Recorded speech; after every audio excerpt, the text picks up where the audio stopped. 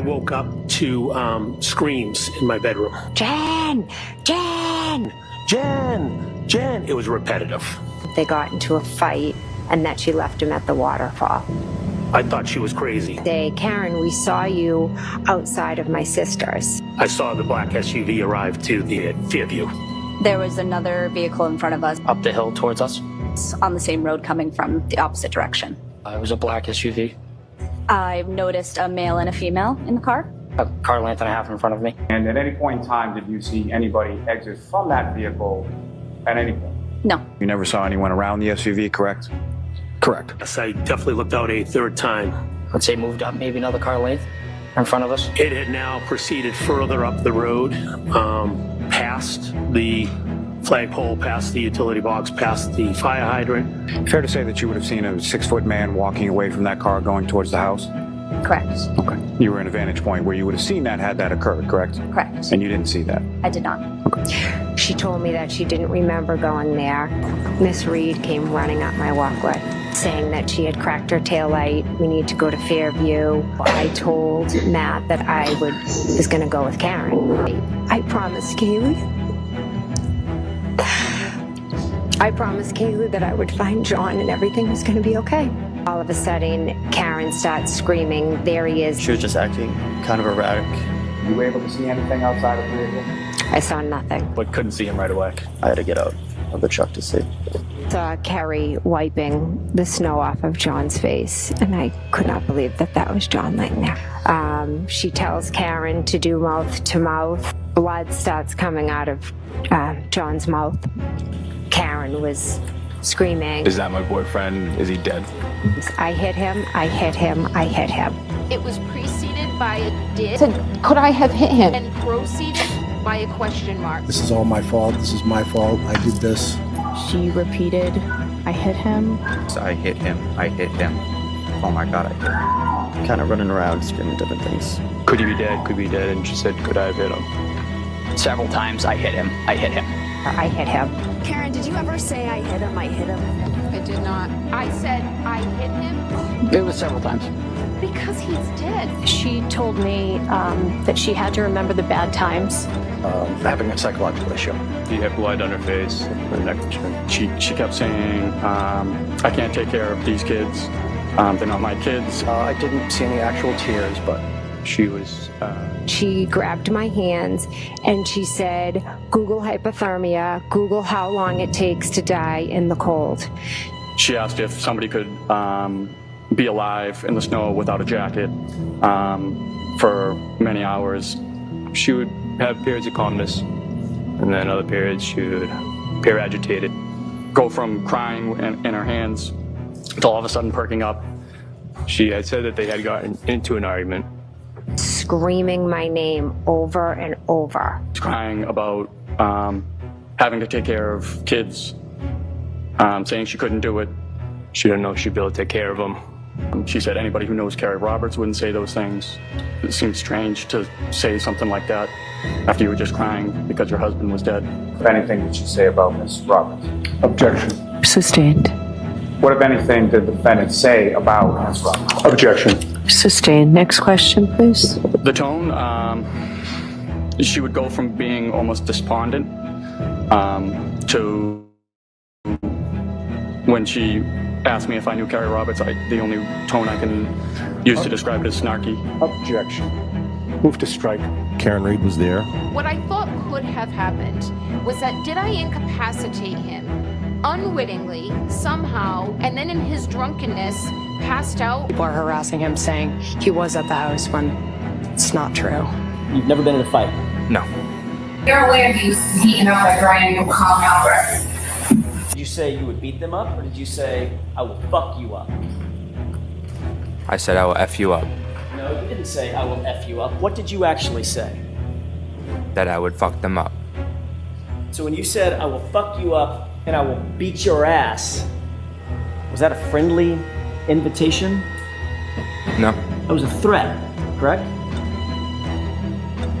I don't know if I would call it a threat. Don't? I'm not sure. Someone walks up to you. I'm not gonna do it. Someone did. Walked up to you and said, I will fuck you up. I will beat your ass. You wouldn't take that as a threat. If they walked up to me, yeah. But if they didn't walk up and just shouted across the street and stood there and said, I will fuck you up, I will beat your ass. That's not a threat. I'm not sure. Yeah, you are sure, sir. And what specifically type of harassment? They calling us murderers, harassing us. Likely brought down to the basement. Constant phone calls. Seriously, what do you want with me? I mean, we couldn't leave the house without people taking pictures of us, and it's very terrible. They're cop killers, ladies and gentlemen. That's a cop killer right there. You're stupid cunt daughters, that's what they fucking are. Hanging out with this fucking worthless piece of shit, Colin fucking Albert. And that's calling out. I didn't know the other guy. I don't even know. No. Awful messages. Showing up to our doorsteps, our sports games. Hey Jen, how you doing? Fancy seeing you here. Sorry, do you have a child on the team? Do you? I do, so I'm trying to watch. No, I'm at a public event, so I can do whatever I want. People showing up at our house. You guys are being taken for a fool. That's terrible. We're being taken for a fool. Tell us how. People emailing my school.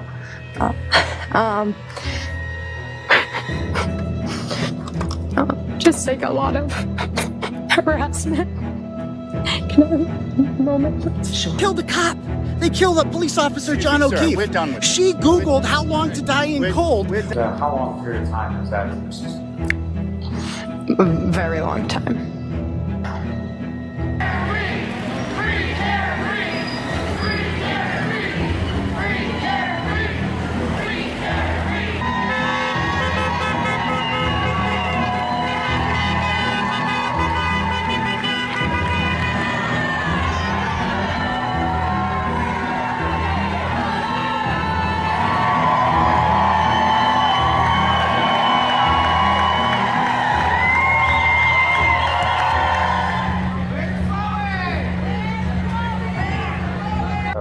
There was absolutely no canine DNA.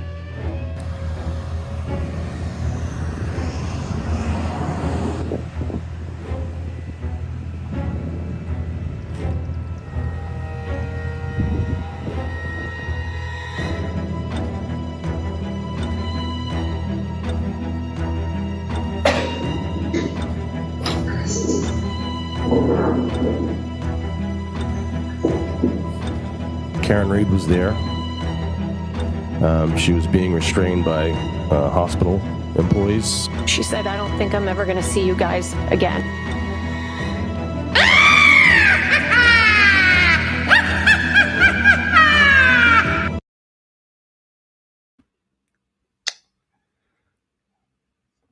Hey guys, so I was just watching some other show and they were talking about how, I don't know, it's like living in an alternate reality. And I think that's what this is about. It's about convincing the public. I think it's all about the public perception. They think it's going to trickle down to the jury and it shouldn't. But I think that's what their intention is. So that's why they're, using creators and people on YouTube to get their message out. And because I'm just seeing, like, if you think about it, for a year, they've been promising that this was a third-party culprit. There was a third-party culprit that did this. It was the dog. It was Colin Albert. It was Brian Albert. They didn't really say Brian Higgins till recently. But they've already testified. Brian Albert and Colin Albert have already testified. They've already cross-examined them. And they had nothing. If they didn't have the federal documents, they literally would have zero, absolutely nothing. The only reason they know anything about Brian Albert getting rid of his phone was because of the federal documents. There's just, they had nothing. Like, they didn't confront them with any evidence. And like, they were going around saying for a year, they had these murderers. These guys beat them inside the house and they know it and they can prove it or whatever. But I mean, Colin Alberts was an epic bomb because he's never been in a fight. Like, they've been telling us that this kid stepped into John O'Keefe, a seasoned police officer. And, I even believe that he was a little bit of a punk just from those pictures, from his, the knuckles and those few videos that we saw. but we got nothing more than what we already had on social media. So they're basically using lunch lady research and they don't have anything else. So it's pretty embarrassing. They like, we didn't hear about, I don't even remember them asking. I mean, I remember hearing about like, oh, Colin had a Ford Edge. I know United said that in court and the courtroom started cheering. I don't think they even asked him about the Ford Edge. So was that just not true at all? Did anyone notice if they asked him about that? They also said that about Tristan. They asked Tristan what kind of car he had, but I mean, apparently that was all lies. The rumors about Colin Albert rug dealing in the neighborhood, that obviously was lies. They didn't bring any of that up. So, I mean, everything that we've been told is a freaking lie. And, you know, their minions on their side should be smartening up. And I think some of them are. But it's like everything that they have said has been a lie. Especially Colin Albert was on like the front of the Herald the other day, you know, with the knuckles and everything. And it's just such a friggin' travesty, like what they're doing. It's like Yannetti should definitely have some disciplinary action taken because, you know, he said that guy Scanlon gave him Colin Albert's name about a year ago, 8-9 months ago. The guy Scanlon said, no, that's not what happened. I think that they are getting sued. I think that the Alberts are suing. I don't know who they're suing. I know there's definitely a lawsuit. I think there's criminal charges as well. So I just don't understand like what they thought they were going to accomplish. Like, did they think that they would not? I mean, maybe they thought they were going to get it dismissed before it went to trial, and you know their method was to like scare the Commonwealth with like, we're going to bring up all this dirt and, you know, make that police department look bad or make the state police look bad or do whatever, but drop these charges. And I think that was their strategy. But now that we're in trial and they can't prove anything, they haven't brought up anything. I mean, Brian Albert, all it was that his phone was what? He upgraded his phone. Oh my God, scandalous. And I mean, furthermore, a cop is not going to be talking about murders and text messages on his phone to begin with. So it was just a ridiculous notion to begin with. So I'm just like, okay, so Higgins is the only one left at this point. Like they have not established any third party at all. And people online, lawyers, whoever you are, online saying like the defense is cleaning up. You're an idiot or you're a liar. Pick one. Because they aren't cleaning anything up. There is no, I mean, the jury, I heard commentary that the jury looks really bored. I agree. He might be bored, and then they're more lively when the defense is cross-examining. I mean, the cross-examinations are more exciting in general because you're challenging someone, but they aren't getting anywhere. The jury is interested when the defense is coming up because they're like, I thought you told us you were going to show us that it was somebody else that did it and that there was a big cover-up. And they have not shown that at all. And anyone that's saying that they have is a liar. So, I mean, it's a joke. It really is a joke what they've done to this family and like these people bashing this family like everywhere. Just saying, oh, look at them. All they care about is drinking, you know, that kind of thing. It's just it's really like disgusting. I don't understand what people are thinking. I mean, she was framed by who? Like, by who? And first of all, there's train tracks right near there. So if they wanted to get rid of a body, if they did want to murder people, they would not put the body on their front lawn. And then to think that they're going to come back and, you know, the way that they were meeting together in the morning, that shows that it was a surprise to them, right? You know, they're trying to make it out like it was a cover up, but then at the same time, oh, they were conspiring together that morning. They wouldn't be conspiring together that morning. They would have conspired the night before when they planted the body, right? Like nothing that the defense has put out has made any sense from the beginning. It was interesting at first. I kind of believed it for a minute, but as soon as you look into it, it's like, no. And so now, you know, we have Jen McCabe. Now, next, we're going to have the niece that's going to corroborate everything that Jen McCabe said. We're going to have Kerry Roberts, who has no relation to the Alberts, you know, corroborating most of everything that Jen McCabe has said. And you know, what is the defense going? So they're going to have Higgins, they're going to try to blame it on Higgins. Like, there's not even a motive. There's not even a clear motive. What Colin Albert was mad because, I mean, the whole Colin Albert thing, it's such a disgrace that they dragged that kid through the mud like that. The kid's never been in a fight. Turtle Boy was looking for people that have been in a fight with them, couldn't find anyone. So the kid has not been in a fight. The kid was showing off with his friends one night on freaking Snapchat, and that is what they're going to try to use to say, oh, he must be the one that killed John O'Keefe. Oh my God. And then Allie McCabe and Colin's texts. Like, this stuff, they testified in front of the federal grand jury with this information. The federal grand jury accepted it. So, I mean, that's why now they're just trying to like poke holes. They're not questioning whether her Life 360 went to Colin's house and went back to her house. They're saying, oh, what about these extra trips at night? Because, you know, they're trying to just catch them in lies. And it's not even a lie because the app is whatever. But it's like they're trying to catch them up. Like, they're trying to catch them up with whatever they got from the feds. So they literally have zero. They have nothing because it's only been the Fed stuff that they've been able to use this whole time. So if that federal investigation never happened, they would literally have nothing. I mean, I never thought this was a good defense for this anyway. The defense should have been, it was accidental, as he stated in the beginning.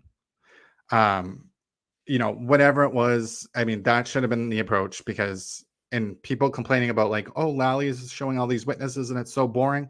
He's showing all these witnesses and it's so boring because the defense is claiming that it happened inside the house. They're claiming it's a third-party culprit defense. The only witnesses they really needed was Karen, a few people at the bar. They don't need to talk to any of those kids in the house because, you know, they're going to try to determine whether Karen did it on purpose, intentionally, or if it was an accident. And those are the only two questions. Like, this third-party bullshit, it's just such a waste of everybody's time. The jurors aren't buying it for a second. Like, they have not even laid out anything. So it's like, oh my God. It's like doing your intro paragraph for an essay and just having nowhere to go. And that's what we have right now. So, I mean, what they're gonna, we already know Jen McCabe, they're gonna like try to catch her. They're gonna be like, well, you testified and you said this happened before this in your testimony. No, not the February one, not the May one. Yeah, that one. Like, and try to make her, you know, try to hold her again, like up to what she said every single time. So it's like, it's just ridiculous. I don't think that anyone's gonna question, you know, oh, the Google search, oh, if she deleted calls. I don't even think any of that stuff happened to begin with. So, I mean, it's just, I don't know. I don't know when the defense is going to start. Like, when are they going to start talking about their stuff? Because it has to be with these witnesses. You know, their witnesses are basically just, you know, peripheral, like crime lab type stuff. Like, maybe things weren't packaged properly. So I just don't even know what they are planning to do. I mean, I think they thought they were going to get more on Colin. I thought he probably had gotten into a fight before. So I thought that, but he doesn't even have a history of violence. So there's no way in freaking hell that kid, lured John O'Keefe in the house and was so angry because he told him to get off his lawn 2 years before. Like, that is the stupidest motive I've ever heard. Like, this is just ridiculous. This is literally, you know, a lot of true crime creators will push these like wild conspiracy theories, and that's what this defense is thinking they're going to use, but they have to be able to back it up. You're in court. You're not on the internet. You can tell people anything on the internet and, you know, you don't have to back it up, but you're in court. You need to show, you know, why were you saying this for a year? Those are people with authority. Yannetti and Jackson, to some degree, have some authority. So it's different. If Turtle Boy was running articles about Colin Albert, that's one thing. But for Yannetti to say his name in court repeatedly, that's a whole different story because that gives validation to those accusations. And there was literally nothing there. And exactly, Allie's phone proves she picked him up. And, you know, I think the Life 360, because they didn't mention it. So I think the Life 360 probably shows that trip to his house. And there's no way that she could have manipulated that. Like, oh, because, I mean, it was before John O'Keefe even got to the house. So, I mean, it's just unbelievable. It's really unbelievable. And I mean, Colin Albert definitely has lawsuits. out. I mean, I hope he takes them to the cleaners, because I mean, these people and the people on YouTube that are pushing this narrative, it's disgusting. Like, what are you people thinking? So, a list of all the bullshit that we've learned so far that was not true. So, no canine DNA. I mean, that should have been a huge one, and that's like totally like. I mean, I forgot about the dog. Like, are they still going to try to say that it was a dog? I mean, that was a stupid one to begin with, because now we're going to have experts coming in that say those are dog bites, that say he wasn't beat. So I have no idea. But the pig ears, I mean, that was always a stupid one, because yes, you can test positive from food products, but that means that it would be carried in the saliva. Yeah, Emily D. I watched her for a couple minutes and I'm just like, nope. She's just, I don't know. I just think that, I don't know. I don't know if they reached out. I sort of think they might have. I think they might have reached out to people to, give them like, I don't know how much it takes to sell your soul. Like YouTube creators, maybe like $1,200. I mean, that's what he offered to Scanlon, and Scanlon gave the money back. He offered Scanlon $1,200 to, go along with their theory, because they wanted to say Colin Albert and Brian Albert. Karen came up with it, and they wanted Scanlon to say it, that he heard it or something. And he didn't want to do it, and he had to get a lawyer, and it's a big thing. And so, I mean, I think he's probably part of their lawsuit as well. And I would like to know about that lawsuit, but I think that's all under wraps right now. But I mean, they have a case. They have a huge case. But all these like YouTubers, like, my God. So only one inch of snow, that was debunked like the first day when we saw that it was a blizzard. And so they were saying 1 inch of snow. And I think that's why Lally always is asking everyone about the snow, because that was a huge thing for a year. And like the Free Karen Reed people are acting like, why does he keep talking about snow? Because you idiots were saying that it was 1 inch of snow and that the taillights were laying right there. So there's no way that they could have missed them. They were also saying there was only 6 drops of blood. There was no blood. But now we saw the pink snow. All the blood was beneath the snow because it was laying out there all night. He wasn't planted out there later on, like they were saying. So, and that's why they used the snow blowers to blow off the top layers. And it was 6 samples of the blood, not 6 drops total of blood. So, I don't know. And people are still saying that. People are still saying that there was only 6 drops of blood. So it had to happen in the house. I just can't. I mean, the feds were supposed to come and indict them. They were going to let it not go to trial. That didn't happen. The feds, the federal grand jury, now we know it was way back in May of 2023. So it was a year ago. So a year ago, all of these people testified, and, additional people had to testify because Karen's team was saying, let's cover up, whatever. And so that's when Allie first testified. And she gave this information about, Colin and coming to pick him up and take him home. So, I mean, I don't think the defense had it the whole time, maybe not until they got the 3,000 pages. But once they saw those 3,000 pages, they should have, thought really long and hard about what their strategy was going to be, because this third-party culprit has been debunked by the feds, because the feds got into everybody's phone. And so Matt McCabe bringing up his texts, and so I guess there's 2 Asian people on the jury, and they sit right next to each other. And that's why Yannetti was bringing up that Asian house text that Matt McCabe had. I'm like, is that really what he thinks is going to sway them to either convict someone for murder or not? Oh, I mean, it's so ridiculous. Like, I don't even think what he said was that bad. I mean, it was a private text message that, it's just such a violation of privacy. Because, I mean, I wouldn't really want all my messages out in the world from years ago. Like, I mean, I think I'm better now, but I just think it's such a BS. And the stuff that Matt McCabe said, he was saying, oh, tell him the guy never went inside the house. That was like the big one. And I got a little nervous about that. But then, the other side is running with it. That's all they say. They don't say the whole piece because it makes it sound like Yannetti purposely made it sound like he was saying, tell them the guy didn't go inside the house to like the state police or to like the investigators. But then we find out when Lally comes back to clarify, it was Lally clarified that he was talking about like NBC going to the pizza shop and doing interviews. So all he was doing is saying, tell the news that the guy didn't go inside the house. And, you know, people are like, oh, they called him the guy. I mean, I don't know. They also called the dog it at one point. And like, I don't know. I don't know. Because it's like you're talking in about a person that doesn't know the person. So it's like, I don't know. I just think it's like a ridiculous thing. And it's like a nothing burger. Like they were getting interviewed. A mysterious dead guy was out front of that house. And, you know, they were running around. Like that morning was crazy. And I think we're going to learn a lot more this week. I hope. I really want to get into that phone data, Karen's phone data. Yeah, I thought that the judge was really annoyed by how they were like struggling trying to find text messages to pull out, like things that they wanted to kind of impeach him on, like the whole right of the house thing. He argued with Matt McCabe about saying, oh, it was to the right of the house. Didn't you say in your prior testimony it was to the right of the house? Matt McCabe's like, no, it pulled down to the right of the house.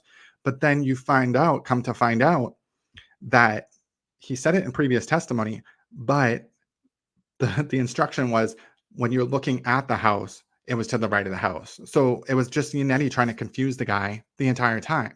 So there was like no basis. It's just such BS. So Jennifer Coffin go to Albert's house. I think you mean to take the picture. So Jennifer Coffindaffer ran up on their old house and took a picture. I think she was trying to see the view from the front door and see if you did have a straight shot. Which I don't know. I see, the thing is, it's dark, it's snowing, it's cold, it's windy. You're pulling on your hood, you're looking down the steps, and then you're taking a left towards the driveway. Like I can see how they wouldn't see it. And then Julie Nagel's the only one that did see something, but that's because she was facing towards the conversation. I mean, I thought that Matt did a great job. Like he's like, no, my memory is fine. I just think it's tough to like say, like, how do you know what people are gonna I mean, it was a couple of years ago, and I thought he did good though. Like I thought he came off as he was very confident in what he was saying. But I just think they're grasping at straws. Like I don't think that the jury is, you know, the cult is thinking like, oh, she said that the window was rolled down and this one said he opened the door, so they're lying.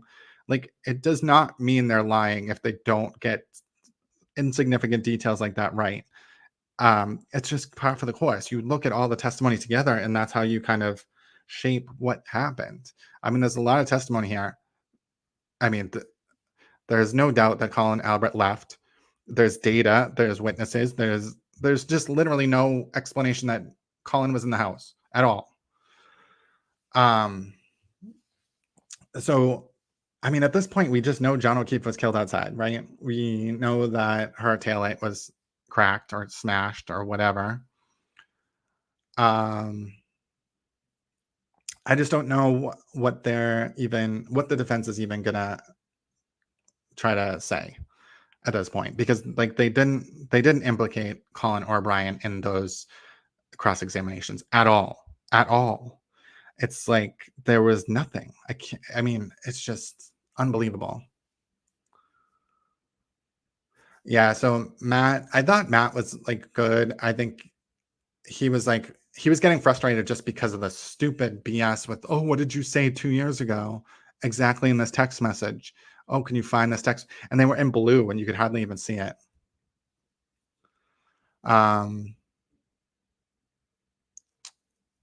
Yeah, so Tristan, I remember they were saying he had a Ford Edge. Who else?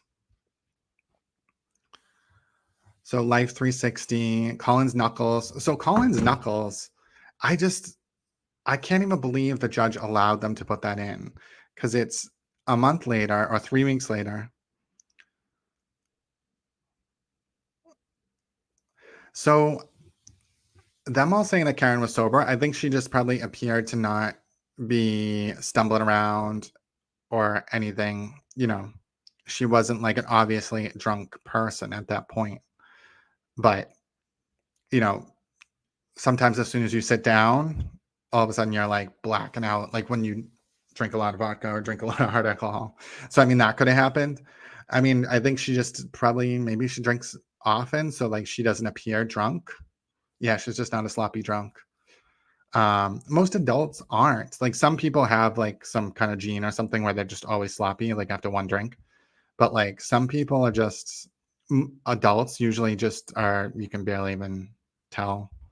So I think that's just how they all saw her. And I feel like that tells you right there that they're not trying to freaking frame her, because they'd all just say, oh, she was like 3 sheets to the wind, she was sloppy as hell. But they're not saying that because she's not getting framed. I think they're all just being honest. Smash into park cards and leave type of drunk. Yep. I mean, I think she probably is an angry drunk, and I think that's kind of what they were alluding to. So Jen McCabe's testimony, and I've heard this before, I never heard it out of anyone's mouth directly, but that Karen was insanely jealous. And so when they were driving to Fairview in the morning, and I'm wondering, because like when Jen McCabe testified, she's like, Karen was like, oh, we need to go back to Fairview. I'm wondering if Karen was calling it Fairview or not. Because if she was, then that makes me think that she definitely got back over there. I was in that area yesterday, and it's very close. I mean, there's not that many streets, and like that area is like kind of remote. The Fairview area, it's like not near the downtown. So I feel like if she was driving over there, she would find it. I think. I mean,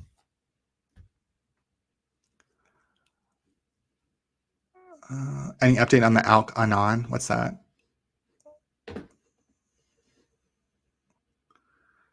How did they not know Karen was? Yeah, that's true. I mean, I just don't. I mean, it's just so ridiculous, the whole setup thing. I mean, regardless if they really like hate it, like, I don't think anyone even disliked John. So, but if they, for whatever reason, the original story was he just got in a fight and he got more hurt than they expected. And then they were like, what do we do with his body? And they were like, let's put him on the front lawn. Like, that is just stupid. Like, nobody's ever going to do that, especially if it's a house full of people. I would see like teenagers or something doing something like that, but like grown ass adults that are police officers would never do something like that. Teenagers, maybe. But it doesn't even make sense. Like, teenagers wouldn't be thinking that they were killing somebody, but I could see that happening where they just put them out on the lawn. But grown adults would know better. They are first responders. They know that he would be seriously injured. They wouldn't just be like, oh, let's just put him on the front lawn. Like, all our DNA is all over him. Let's just throw him out there and see what happens. And we'll just come up with something. Like, no. If their DNA was on him, especially if he was beaten, it's obvious. It would have been so obvious if he was in a fight that there's no way in hell they would just like put him on the front lawn. They would put him on train tracks or something. Like, and there's a train right near there too. So it's like, it just doesn't make sense. And the fact that the Ford Edge, like if he was already in the Ford Edge, because I think that's what they're saying, that the Ford Edge blocked the body. So like, if they already had him in the Ford Edge, why put him on the front lawn? If he was in the Ford Edge, put the body somewhere else, put the body on the train tracks. So, I mean, the Ford Edge thing, though, I feel like it's dying off. Like, I can't wait to that part of it either, to see what Lucky Laughran has to say. Because none of them have a light-colored Ford Edge. I think he saw Carrie Roberts' car because she has a light-colored Ford Explorer. And I think that's probably what he saw. He just didn't know what time it was at or anything like that.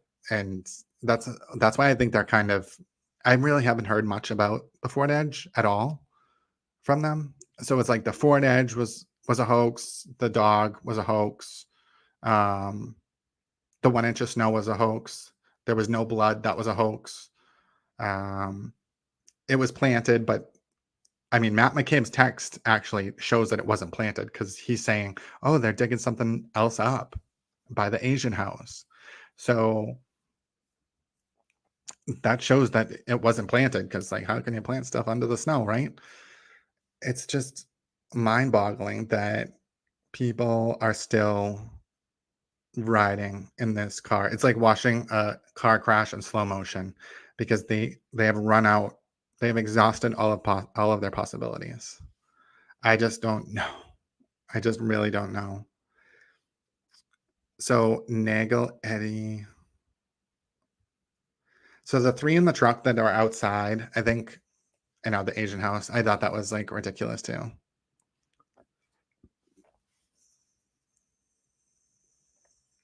Oh, the Nightline interview. Yeah, so the Nightline, I mean, I'm wondering if there's more footage than what we saw. There probably is. And we got to see a whole bunch of question and answers because I thought that, I mean, you have to think that she was coached by her attorneys to say things that way, and I still think she came off horrible in those interviews. So it's like, how bad is it? I mean, I think the problem is she has to admit so much because of whatever they have. I really don't. I just don't even. I have no idea how they think that she's gonna get away with it. I can't fathom.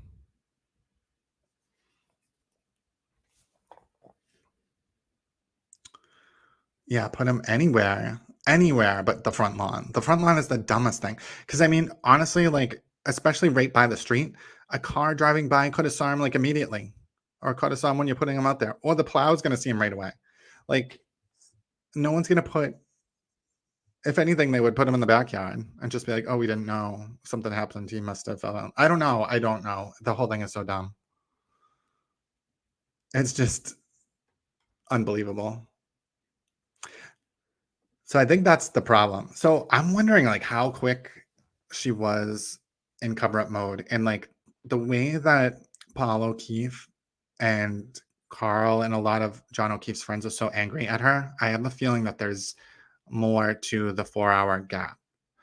Where, like, and the way that Matt McCabe said that he saw her car, which I would assume he saw the car, like, near the other house, or like the neighbor's house, like further down the street. But he also saw the swerve in the tire tracks at the time. He could have got it mixed up, like maybe it wasn't. But if it was, that means he was already hit and she was just sitting there already. So to me, if that really is the case, and I think we'll see maybe from our phone data, but if that was the case, those calls and voicemails that she left was part of the cover-up. Because if she had known that he was hit and she just thought she was going to say, I left him at Waterfall, I just don't know. So footprints. So the way that it was snowing that day, like the nor'easter, I feel like the footprints would get covered up fairly quick. I think the taillight pieces are in the general area where he was found. I don't know, like, how far away or what. I think somewhere in the street, somewhere kind of in the yard. But I think a lot of it was like tiny pieces. There was like one big chunk. But a lot of it was like tiny pieces. So they might have not even noticed it when they were like first looking, maybe. I don't know. Or it was probably on the bottom layer because I don't think they went all the way down to the dirt with the snowblower. I think they went down low enough so they could get samples of the blood without getting dirt in there. So I don't think they even went all the way down to the ground. So I think that's probably why, because the taillight pieces probably were on the ground because it had just started snowing. But that dent that they showed the other day, I haven't seen that before. And that kind of looks like it could match the gash in the back of his head. So the dent is like right above the taillight, which would make me think, I still think he's like bent over a little bit.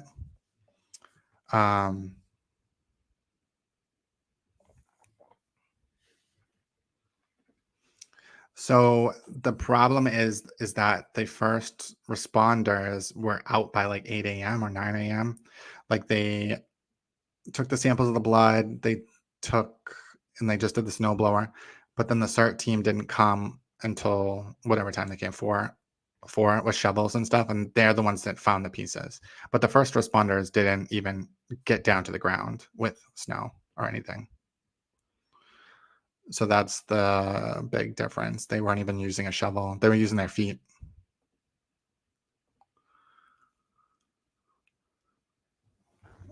Yeah, I mean, that's what they're saying, though, that they're saying it's a cover-up. So they covered up the signs of the fight, but who covered it up? Because the emergency room, the medical examiner, the first responders, like all of them, like who? I just don't think, because it does look like he was just hit one time really good. Yeah, it was dark. And like they were saying there was an egg on his head, but like I don't even see the egg on his head when I look at the autopsy photo. So I wonder if that like went down or like things changed because he was like frozen at first. So like the things weren't swelling up until they like flushed him with fluids and stuff and warmed him up.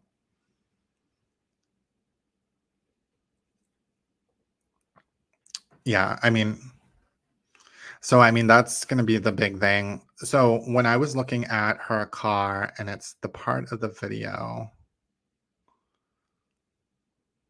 Let me see if I can find it. The back of her car. So Karen Reed she shouldn't have been that like gone that long, right? Like when so I think it's 5:10 or something when she's pulling out of the driveway.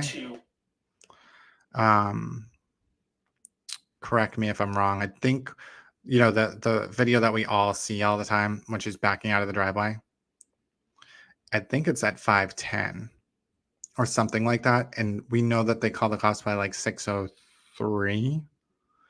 I think she only lives like 5 or 7 minutes, maybe 10 minutes in the snow away from Jen McCabe. And then Fairview is further. But the thing is, like, where was her car sitting? So when I look at the screen,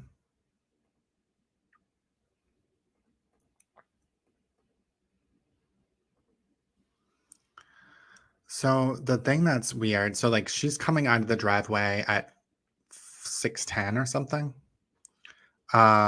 which is, and then not 6:10, 5:10, I think, or 5:09 or something like that. Her car has no snow at all. She's coming out of the warm driveway, out of the warm garage. But like, how is all this snow collecting on her? Because when you're moving the car, I don't know. I just don't know how all this snow accumulated. Like, she must have been stopped somewhere for a while. And then like, how did they see the cracked taillight? Because it looks like, I just don't understand where all the snow. So she must have stopped somewhere, and I think maybe it's at that farm, that Pequisite farm. Yeah, so the garage door, I think she left it opened. They keep bringing that up too, and I'm just like, okay, why? Like, I don't know. And his other car, like that other car, they bring that up all the time. So I wonder if she took out that other car. And that's the only thing I could think of, like that she took out the other car maybe earlier. I don't know. So the thing is, like, when you're moving though, like the snow does not really like stick to the car. Like this pattern, you have to be stopped to get it all on there like that. And it's like blowing from the side, but like when you're moving, I just don't think the snow sticks like that to the car. So, I think she had to have stopped somewhere because she pulled out of the driveway 5:09. And I think that's why Lally was asking Jen McCabe, okay, the first 2 phone calls, she was at her house, at John O'Keefe's house. And then the other phone, I don't know how many phone calls that there was.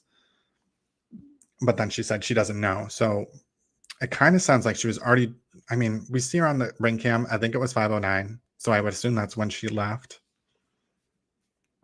But then to not get to the other place until 6, I mean, she had to have either been at Jen McCabe's house for a long time, or she stopped somewhere. And we know that Pequisset Farm, like I was like looking at where those cameras were yesterday just to kind of see.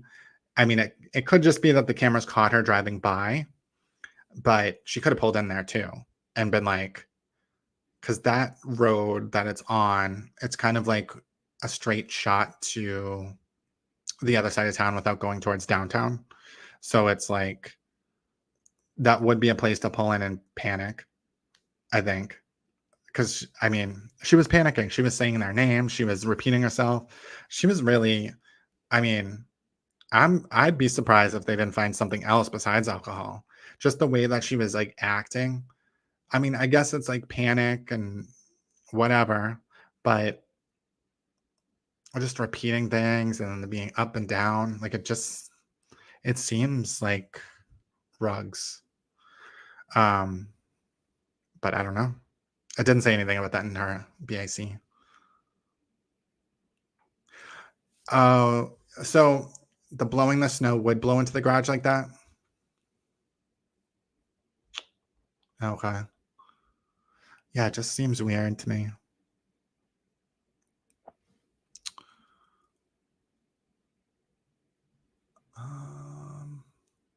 I don't think so. If she did leave the door open, but I don't think she was in, like when she first pulled out of the garage in the morning, her car didn't have snow all over it at 5:09 or whatever time it was.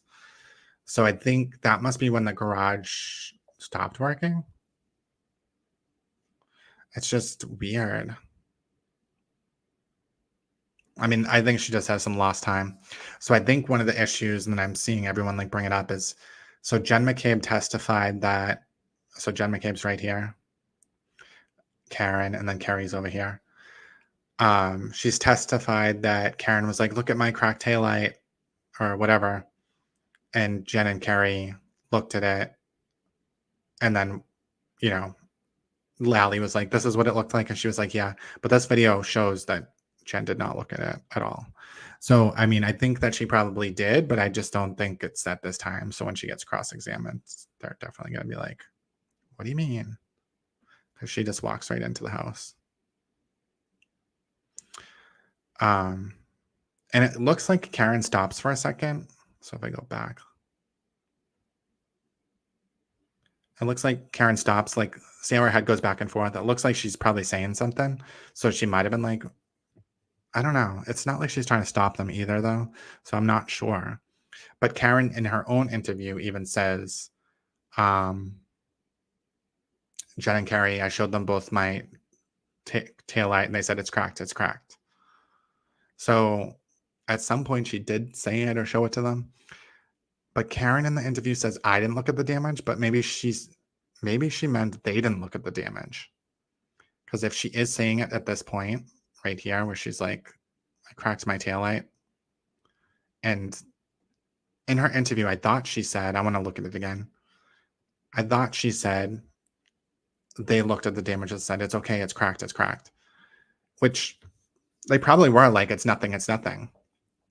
They probably didn't even care that much to look at it because they were probably just like not understanding the correlation. Karen knew what the correlation was, but they just didn't even think about it. Yeah, I'm thinking that. So in her testimony, though, she said that she looks at it here, that it's right before they go inside the house. And then Carrie's like, shut up, Karen. You're driving around drunk. You could hit anything. And like, it's kind of funny, like that. Yeah, I think that might have been a Jen's house too. Because the husband said that he was worried about them driving around without a taillight. So I'm wondering if it was at Jen's house and he was like, and maybe that's why they looked at it. I don't know. Could have been.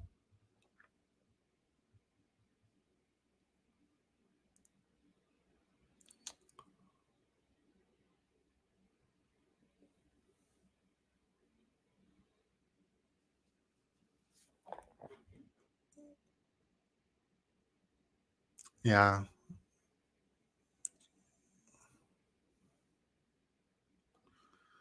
I mean, yeah, it definitely didn't crack there. I'm assuming that I think that everything's going to come out as soon as we see her phone data, because then we're going to kind of be able to tell when she figured out what happened, because I don't know, it just seems so weird. Because I know that she didn't crack the taillight on John's car. It doesn't look like it would even make contact. And like, I don't think it was hard enough to break it. I'm just wondering, like, the ring cam's deleted. I hope they can tell what time they were deleted at. I think that would tell us a lot. And then, like, once we see her phone, like, who she was calling, if she was Googling stuff, maybe there's texts.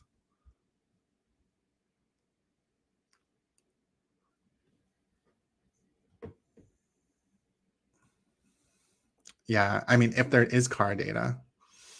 So I think that's the thing too, is like, I don't know if there's really good car data.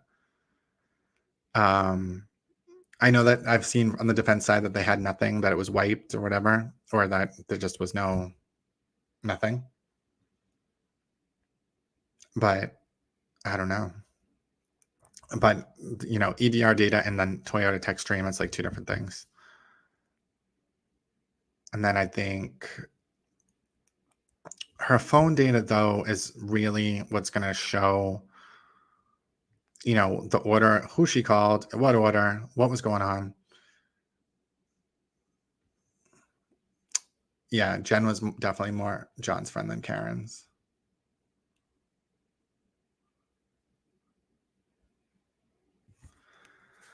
Yeah, so I think, and Karen and Carrie, and the way that Carrie and Karen were like fighting, it's interesting. Like, it's an interesting dynamic, because it's like, why?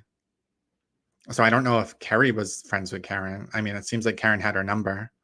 Karen didn't have Jen's number.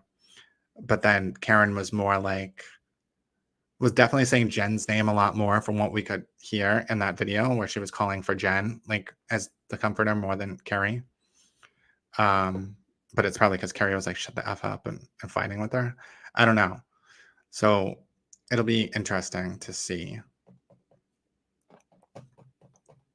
I just don't know.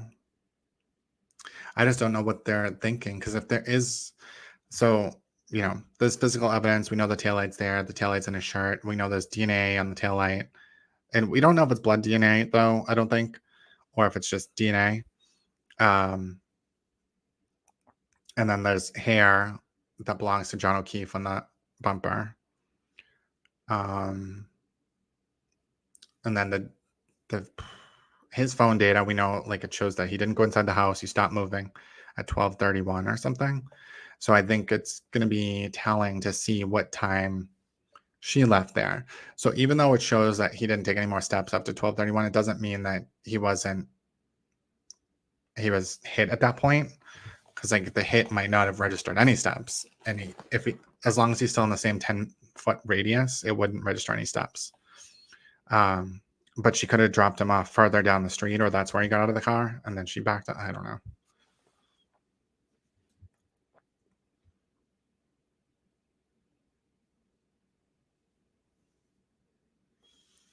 I think Karen was saying that Carrie, you wouldn't say that about Carrie. Maybe she was saying she wasn't a good friend or something. I don't know. I think she just sounds a little feisty. But that is annoying. The way that Karen was acting, like the way that we've seen on video and the way that they've described, I'd be super annoyed, like, dealing with that in the morning, especially because it's like, it's just such an odd thing. Like, what do you mean he's lost in the snow? I wouldn't have thought anything happened to him. I would have just been like, and I think that's what Matt McCabes said. He's like, I just thought he was on someone's couch. You would have thought, like, why is she annoying the hell out of me? Like, I don't know. I just don't think that they thought that that's what was going to happen at all. I think Karen knew, or maybe didn't know to the degree. But he was covered in snow. And so that's just really odd to me. Because, I mean, that means that he was there. I mean, that he was there all night. And I just, because even if Karen went back, like, would she have seen him? Like, did she see? Maybe she did see him in the snow before. And then she was like, oh shit, I gotta take my car out of here. I don't know.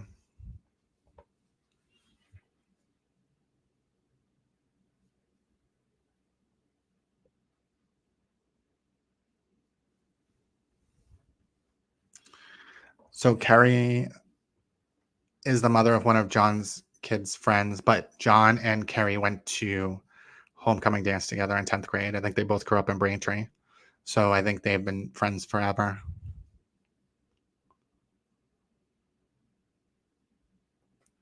Yeah, I agree. They were not even worried. Jen was just like, oh, I guess I have to do this. I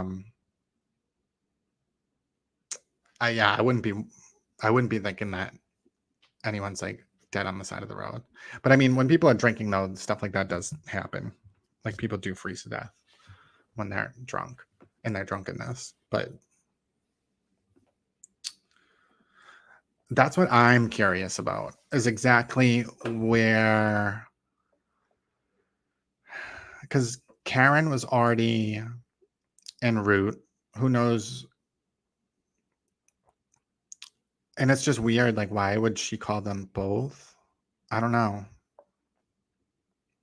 Like, Carrie has nothing to do with it. Like, that's why I don't know. I could see why Karen would want to call Jen because they were together the night before.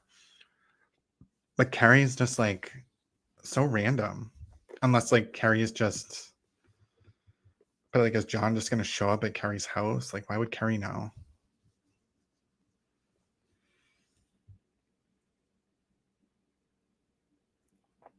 I mean, I know that Carrie is the one that called 911 first and was like, my friend's girlfriend's freaking out.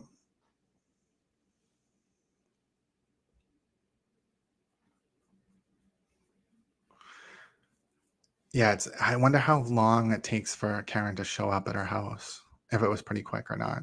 I mean, I think that's what Lally was trying to get at, because he's trying to figure out if Karen did have time to get back to Fairview or if she did go over there. Because, I mean, I think she's on camera. So Karen leaves John O'Keefe's house. She drives towards downtown Canton. She's caught on the library camera going back and then back up Washington Street. And then it seems like, I think she goes by the temple. And then it seems like she could have went to the Fairview Road home, or she was calling people. I mean, she was talking to Katie Camarano as well around that time. I think her messages or her calls were around 5:30. And so if she's on calls, you can track her. Like they have phone data that shows where she was, the tower data. I don't. So the first two calls were at least from John O'Keefe's house, because the niece was there on the calls. And then I don't know if Karen kept calling, if there was more calls. There probably was. It sounds like Karen was calling everyone. So it was like Katie Camarano, Carrie, Jen, Tom Beatty. I think just Jen called.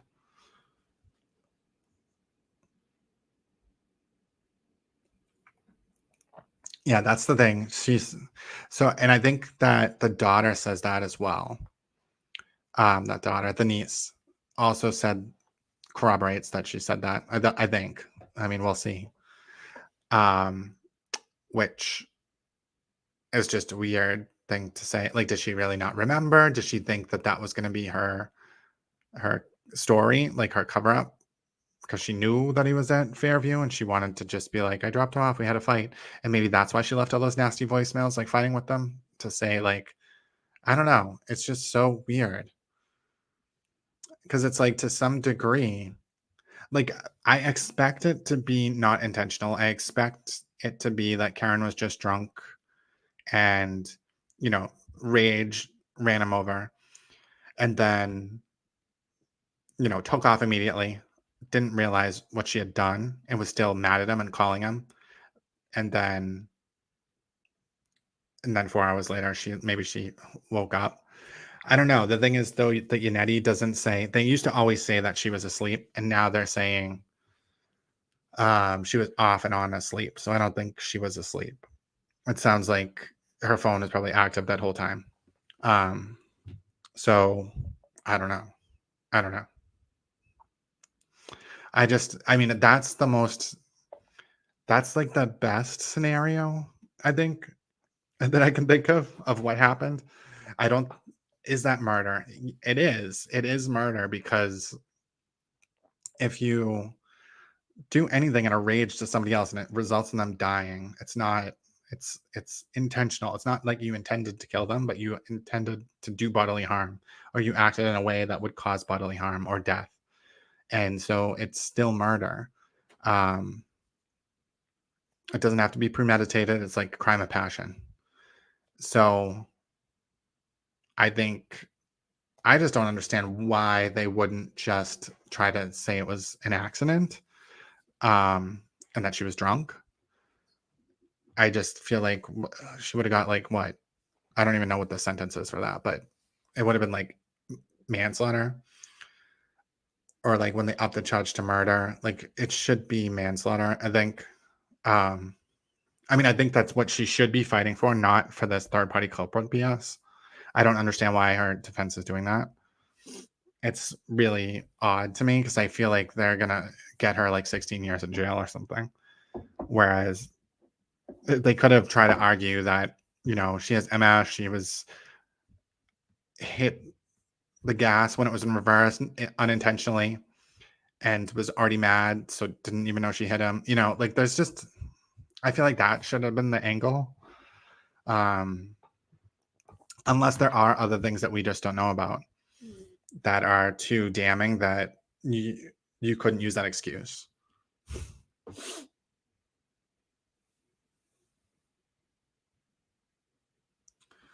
Yeah, that's true. That's maybe. But I mean, her blood alcohol trumps what people's perception is.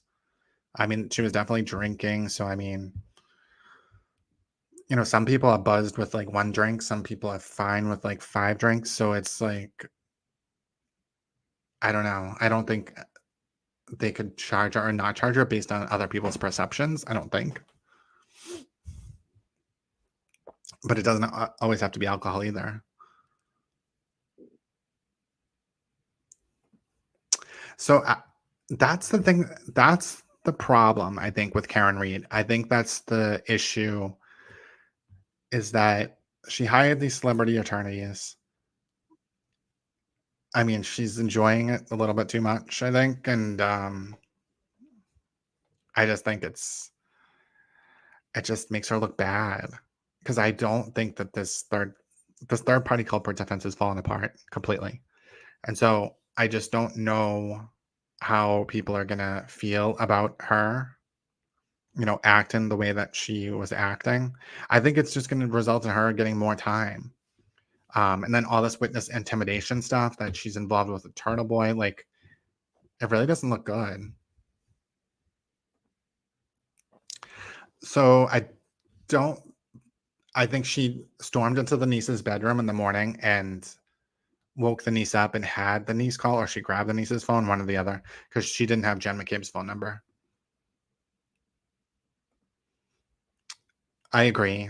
So I agree. Karen ghosting everyone so quickly is weird. And that's why that's a guilty conscience. And I think a lot of these people would have supported her. And I just think that these were her friends. It's just really weird that she did that. But at the same time, she didn't want to.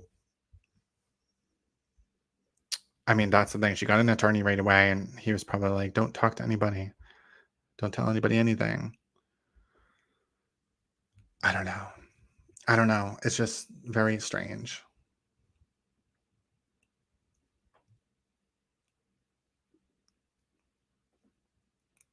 Yeah, that's what I don't get that. Like, John wanted them to be friends, but maybe they just didn't like each other.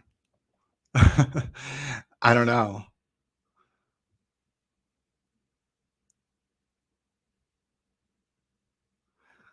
That's what I was thinking. I was thinking that something set her off. When they're on the way to Fairview, I think Jen McCabe was like, "Oh, just go by Bella Street. It's the street after that." That Karen might have heard that because I guess maybe John dated the mother or something. But it does sound like John knows a lot of these moms. And so I don't know. But it sounds like Karen's like super jealous too. So maybe that's what set her off. And that's what they started fighting about. Because she started having those irrational kind of conversations with Jen in the car too about Bella's mom. And then there was another woman that was Amy or so. I don't know.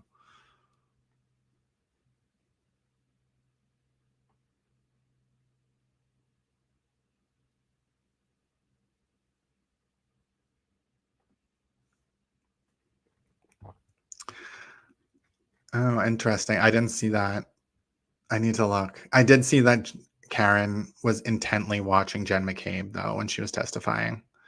It was the first time that I saw any kind of emotion from her. She did seem to be like reflective and upset. And I don't know if it's because of describing the details of that morning or if it was just, oh my God, I'm so screwed, or if it was like, Jen used to be my friend and now, we're in this situation. I don't know. But I did notice that Karen was feeling something, which I haven't seen before. Except like most of the time she's smirking, like when they bring up like that stuff about the basement, about the Albert's basement, she's like smirking, but it's like,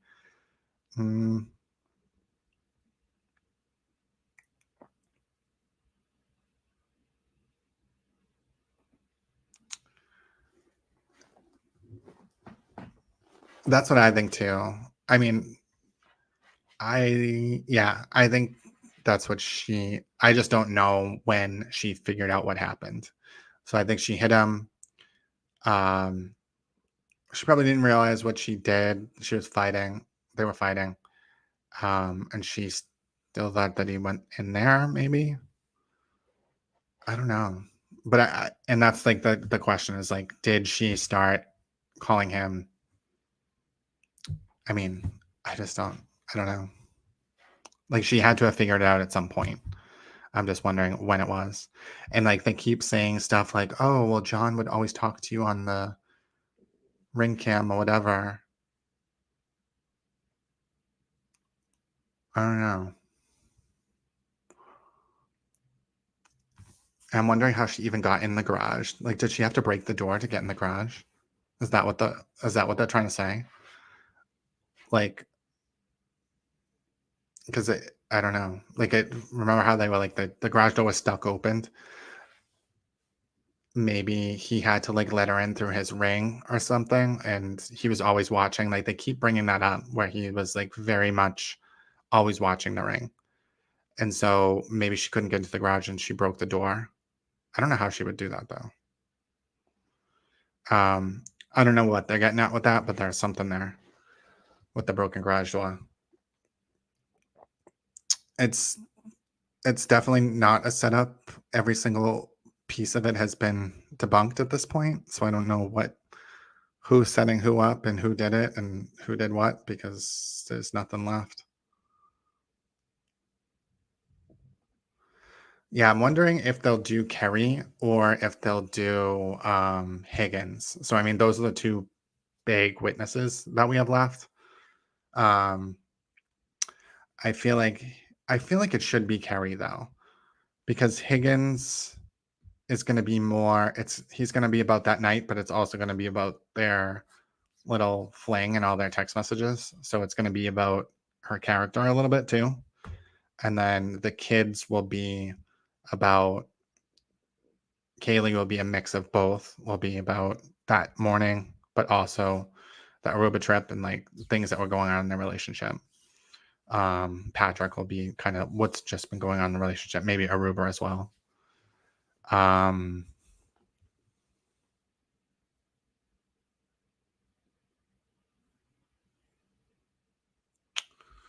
Look for what TB did not release to discuss prior to trial. That's the important info.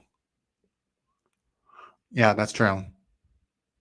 I was always like after her phone, like just from the beginning. Because I mean, every murder trial nowadays, it's like all tied to your phone, because they can see what you were Googling. Because your Google searches are like kind of what you're thinking about at that time, and so text messages, how many times you're calling somebody.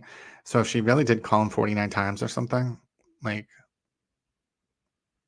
they can look at her records and see if that's like a normal thing or not. It's probably not. I don't think that anybody would be dating her if that was a normal thing to call somebody 49 times in the middle of the night.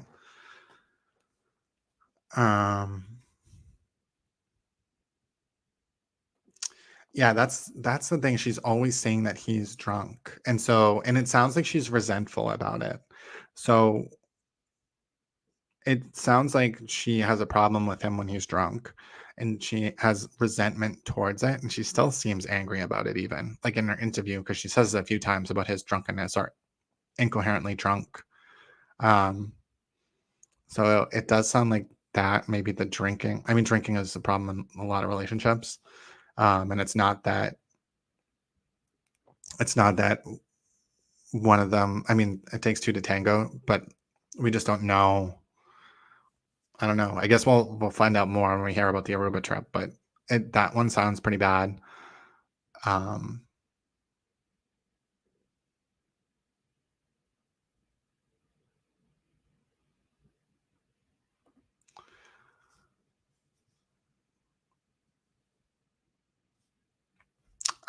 Especially if he was drinking, I think hopefully he just like passed out. Because I mean, I don't know. Nobody was saying that they seemed that drunk, but at the same time, sometimes as soon as you hit the pillow, you're just like out cold.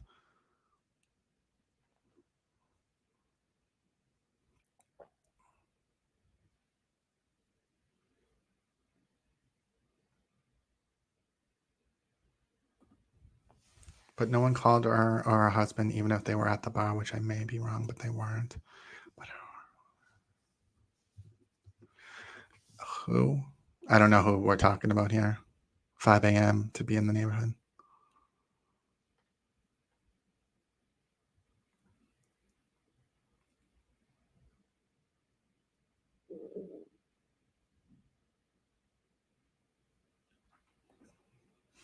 Which witnesses? His niece and nephew?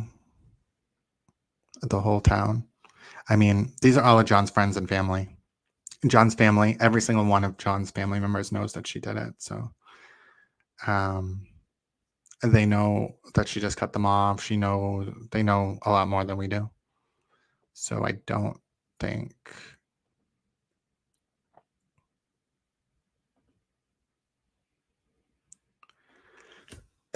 That's what I'm thinking too, that he was trying to break up with her. Like, I've heard that, but at the same time, there's conflicting stories about it. Like, the defense said that they were planning a trip together in a few months, which I don't know if that's true.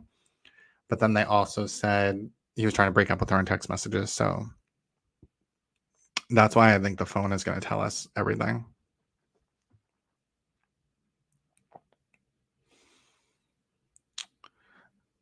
Yeah. I mean, so we heard in the testimony, though, that Jen McCabe was like, just come with us, and because John was behind talking to somebody else.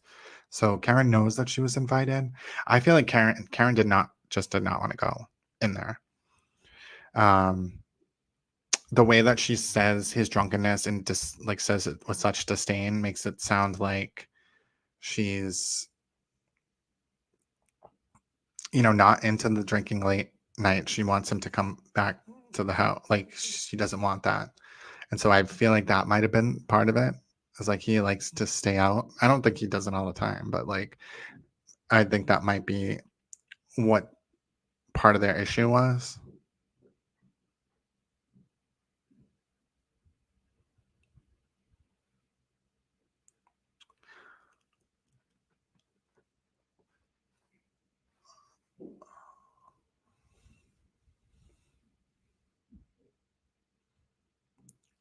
I'm trying to see.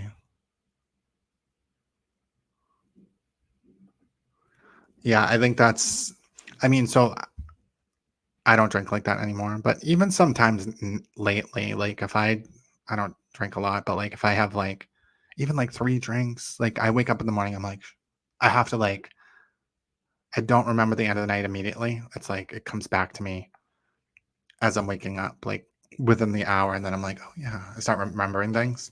But it's like sometimes when I wake up, I'm just like, I don't remember going to bed. And then you start to remember. So I feel like she probably did pass out briefly and then didn't completely remember and started to remember.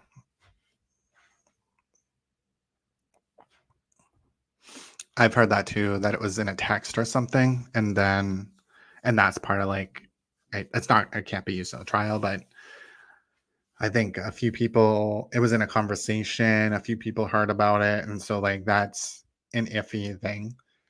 Because once you know that, and if you're harassing witnesses, it's a whole new level of slander. Then you really can't be. So like slander, it's like or slander or libel or defamation. If you are acting in good faith, it's harder to prove. But like with malice, meaning you know what you're saying is not true, that's a whole new ballgame.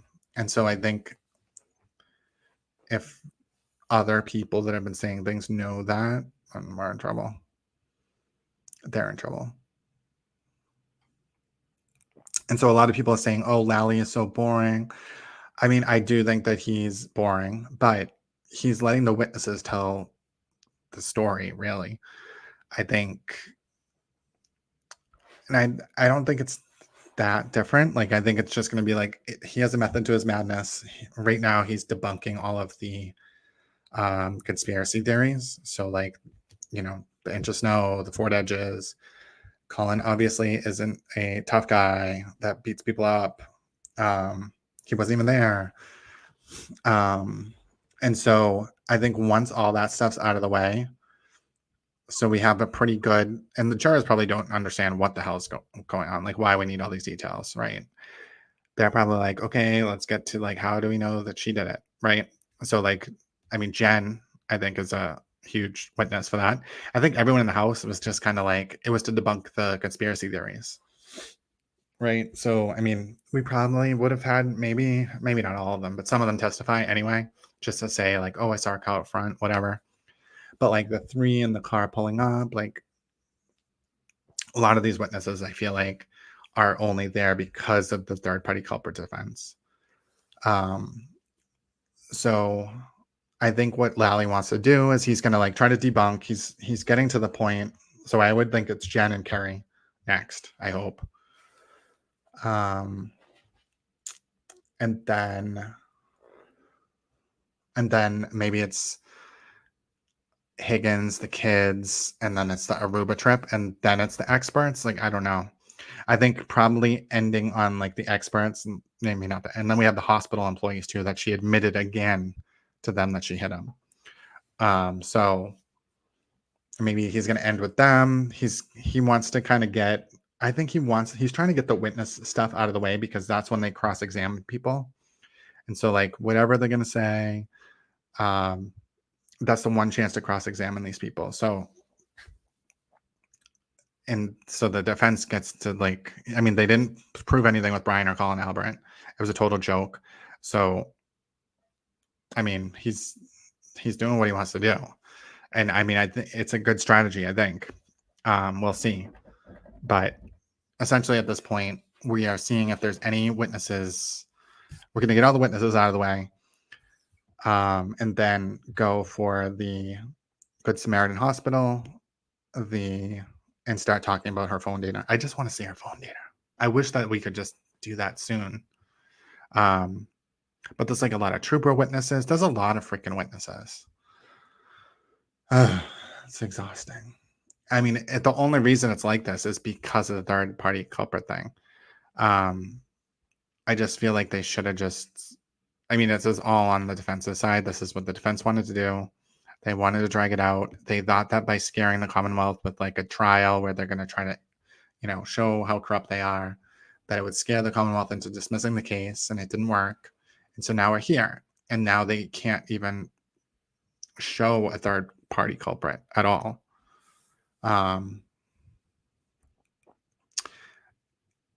Yeah, I think Kaylee will be a witness. I think Patrick will be a witness too. I think Patrick is the one that knows that Karen had access to the ring cam, and then he also witnessed like them fighting, the Aruba trip. I don't think they might not even cross-examine those kids. We'll see. I mean, I don't know. There's certain things that they really stay away from, and I feel like the prosecution or the prosecution witnesses should recognize it. When people are getting upset, when they talk about the harassment, the defense backs off like immediately. They don't want to like go there. When Brian Albert Jr. was like, this case or the harassment case, that like made Little like back up. Like she just was like, okay, let's not go there. And then Ryan Nagel brought up the feds. I don't know if that would have an impact on the jury, because it's like, does the jury even know the extent of what that really entails? I don't think so. And I think that's what people really need to recognize, is that the feds did a federal investigation of this investigation a year ago in 2023, in May of 2023. And no indictments were made. Yeah, they're probably still investigating because they want to have a complete list of the things that they are. I don't know what the deal is, like how they go about it, but it doesn't sound like they found that there was a massive cover up. I think they probably found things that they thought were not right. Things were not done properly, but she's getting the benefit of getting all of those federal findings, which the defense is trying to use, but I don't think it's going well. Because I mean, they're just finding these random texts and stuff, but if the feds like kind of corroborated that Colin wasn't there, they probably corroborated other things that we don't know about either.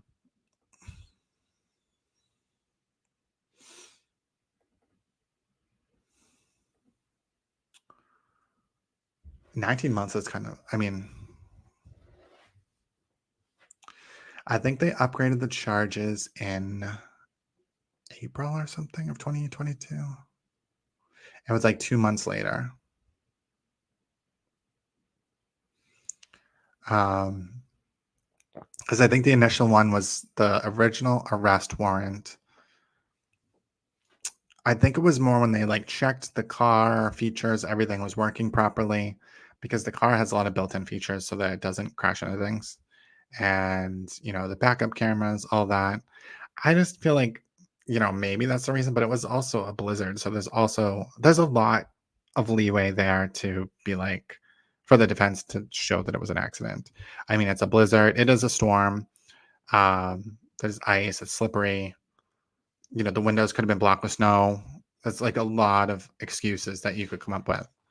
So I just feel like I don't know why they're going this direction, and especially when they don't have anything.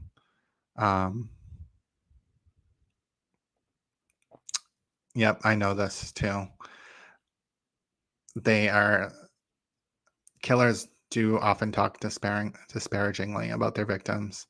They'll try to blame them because they're still angry at them a lot of the time. And I do sense that with Karen. She does seem resentful about his drunkenness. So, I mean, I don't know. I don't know what it is. Like, maybe he gets flirty when he's drunk. Maybe she just wants him to come home, but he wants to stay out and drink. I don't know. I don't know what the deal is, but they definitely had that issue. And you can tell that she still is not happy about it.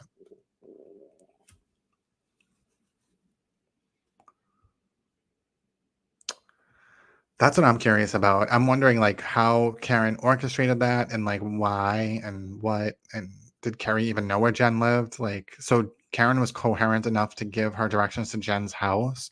Like, it's just very odd because the way that they are describing Karen in the way that we see her acting is very like she's out of her mind, saying, Jen, Carrie, could I have hit him? Did I do this? Did I do that? Screaming and like flipping out. And but she was able to, I mean, calling people is one thing, but like, I don't know. I guess maybe she just called Carrie and she's like, I'm going to Jen's house. And she knew the address. Like, how does she know the address? Like, that's what I don't get. Because I mean, if Karen, because Karen and Jen aren't friends, right? Well, maybe she got the address from the niece. And so maybe she had it offhand on her phone and she just sent it to her or something. But it's surprising that Carrie would just jump up and go help her. I mean, I feel like I wouldn't even have answered the phone. But see, that's why you don't answer the phone at 5 in the morning. This is the kind of trouble you'll get in because those other two are getting blamed, especially Jen. She saw a call from her niece, her daughter's friend, so she thought, oh, someone's in trouble. And I guess it's like a mom thing to do, but I mean, look how much problems that's caused her.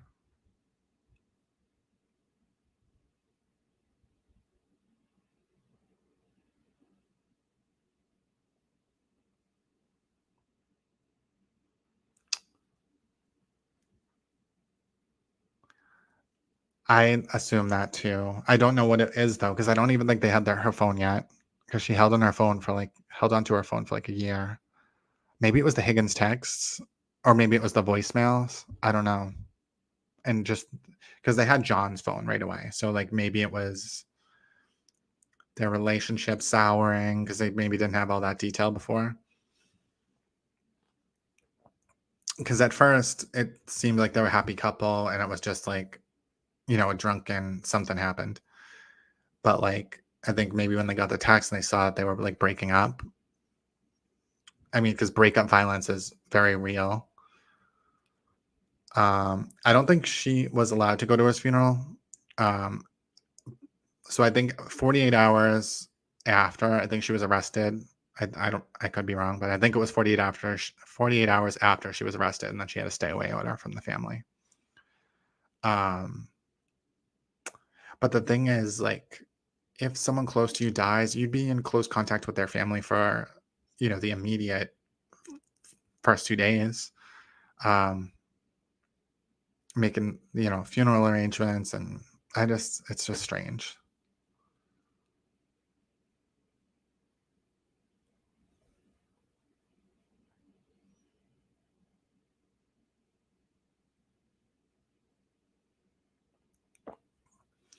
So that's what I think too. I just think that her defense was just so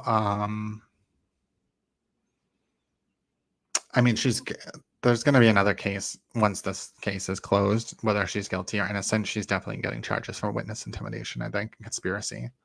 I think possibly her other family members, maybe.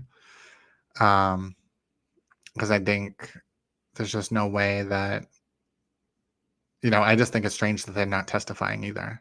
Because they both picked up her car that morning. They would have saw the damage or the non-damage. I mean, I think that whole thing that the taillight was planted, I think that's already that's kind of fallen through the cracks too. I mean, I don't think we have 100%. We don't have like a perfect picture of it, but I feel like, I mean, Matt McCabe's text saying that they found something, they were digging something up, kind of shows that it wasn't planted and that they didn't know what was going on. Like, I mean, that kind of text kind of screwed the defense over. Because they're saying like, oh, Matt McCabe was monitoring what the cops were doing. I mean, that makes it seem like he was not part of the cover up. If it's a cover up, he wouldn't be monitoring it. He would be like, laying low, right? So that text just makes it seem like he's just a normal person. And they were being investigated like normal, doing their own investigation, discovering their own things. It wasn't like things were all like orchestrated and planned.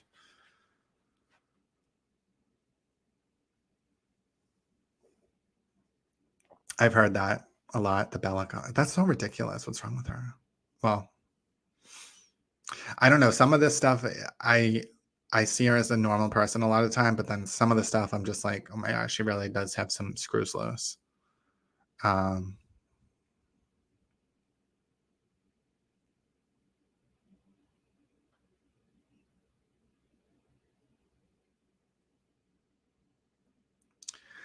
I don't think we know the exact times. I think it's like an estimate. I think Jen McCabe's texts are probably like the best breakdown, but I don't even think she looked out at all the times. I think she saw, I think she was saying 12:45 maybe. That's when she said pull behind me or something. I can't remember. But I mean,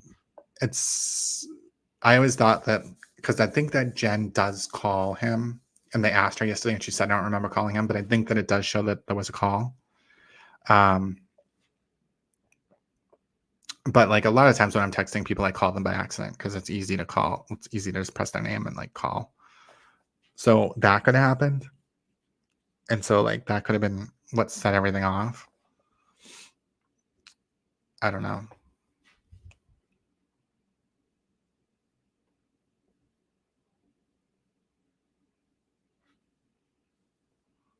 Yeah, it's not a real thing.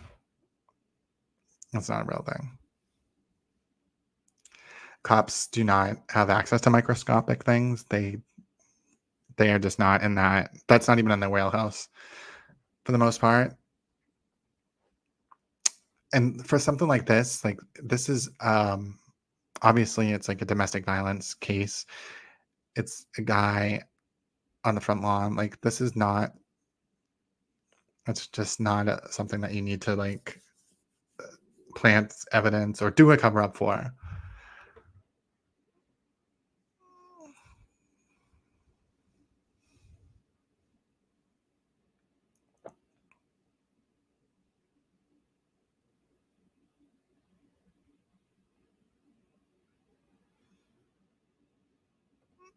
I know. That's what I'm thinking too. I'm like, maybe she just really needs to get home and eat.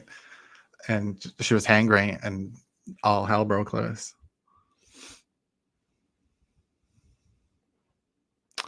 Yeah, I think I would be put off by the attorneys as well. I don't mind it if it's someone that deserves it. If I feel like it's someone that is lying or holding back or whatever, yeah. But I thought that the way that he talked to Caitlin Albert was like super inappropriate. I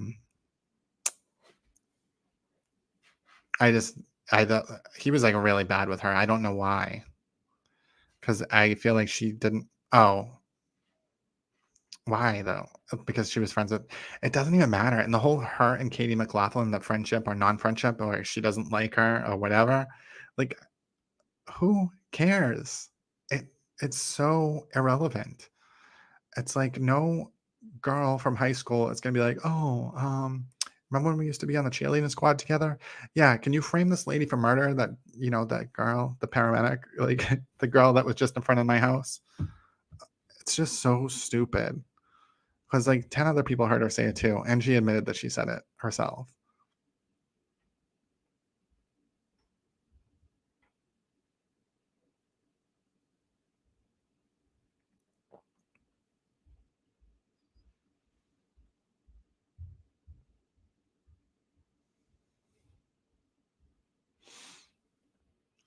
The problem is that the defense's case is third-party culprit defense, and we've already seen them cross-examine 2 of those third parties, and they did not bring any evidence. So they don't really have a third-party culprit defense. Like, that's what we've seen. They don't have a chance to talk to Brian Albert or Colin Albert again. So if they had evidence against them, they had their chance to like show it and confront them with it, and they did not do it. And so unless it's all going to be on Higgins, but right now it looks, I mean, the jury's not considering anybody else except for Karen at this point. They have not even had anyone question anything yet. They have not given anything.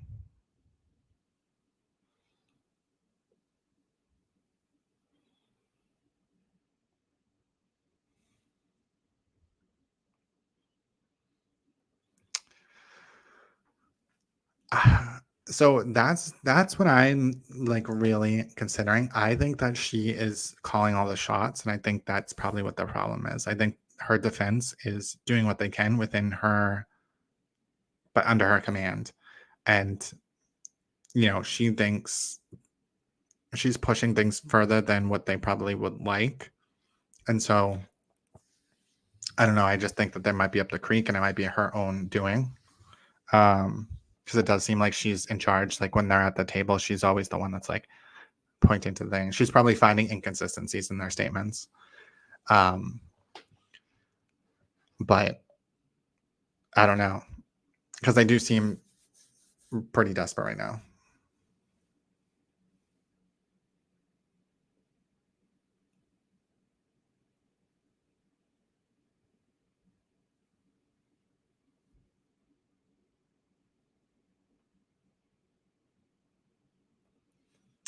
Yeah, Giannetti looks worried in general.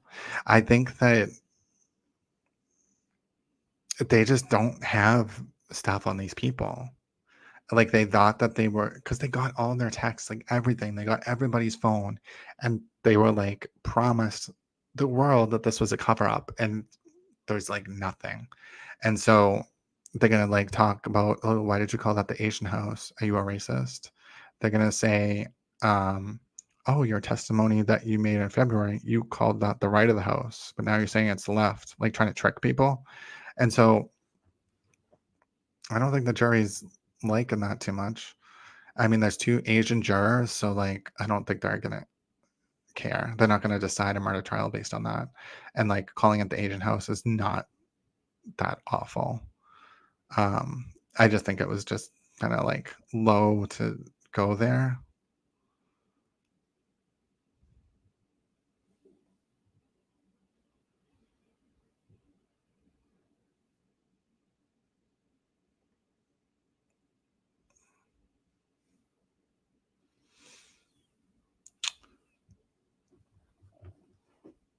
Yeah, that's true.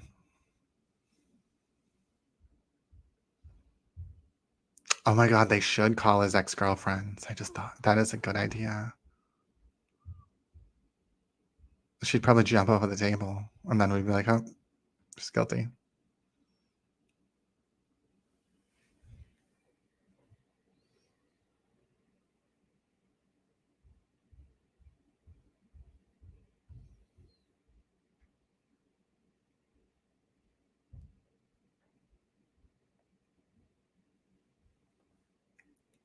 Yeah, I think we don't know the timeline for the calls right now. So I think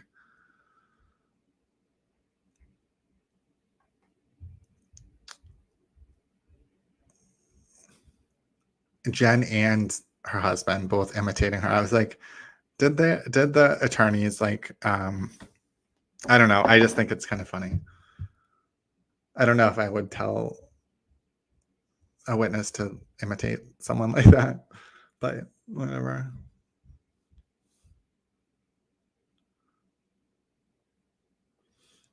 I think this could be true. I just don't know what transpired over. I mean, it seems strange. So the Aruba trip, she confronted a girl. It was John O'Keefe's friend's sister. John O'Keefe's friend, who he's the godfather of her son. So it was someone that's pretty close friends with him. Her sister, Karen, fought with in the hallway in Aruba, or in the lobby in Aruba, being jealous. And so maybe he wanted to break up with her over that, but then it's like, what transpired? Because this is only 4 weeks later. So like we know 2 weeks later, she was kissing Higgins in the freaking garage of his house. And then there was texts going back and forth between them. And who knows what was going on with that? We don't even know those details. But it seems like, who knows? I'm thinking that she was probably saying that her and John were breaking up, because I think John was trying to break up with her. And she was trying to like pre-cheat and like set up something for when the relationship ended, maybe. Or she was trying to make him jealous, or who knows? I just don't see that. I don't see how she would be pursuing Higgins, because I just don't think that John, I think John O'Keefe is, I just don't think they're the same kind of guy that I just don't think it was, I don't know why she would be doing it other than to be spiteful.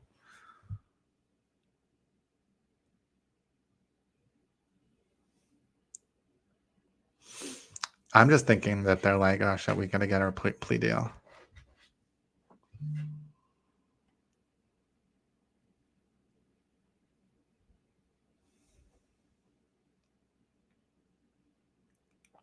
I felt like Karen didn't have much to say when Jen was testifying. She was intently watching.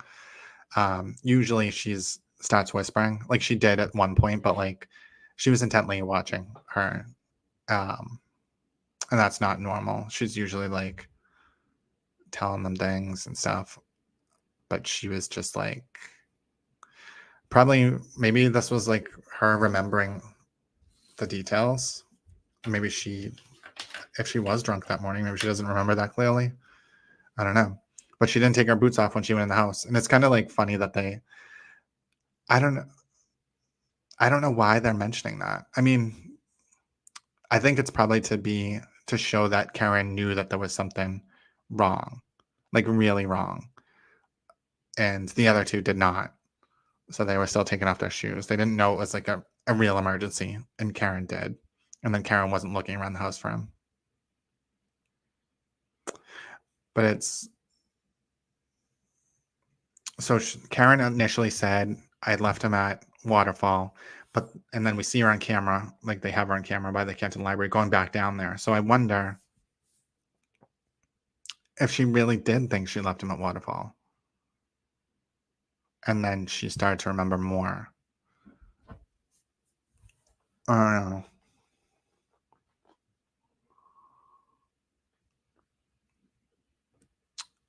I agree. I think this is what it is. And I mean, I think it was facilitated by Daddy, because she pretty much admitted it the first day to everyone. And so I think that someone stepped in and told her, no, we need to come up with a story. And that first day it was the 3-point turn. And so they went with that, but then she wasn't caught on the proper cameras, because if she did the 3-point turn, she would have came out by the temple and went by the temple, and she didn't come out that way. So,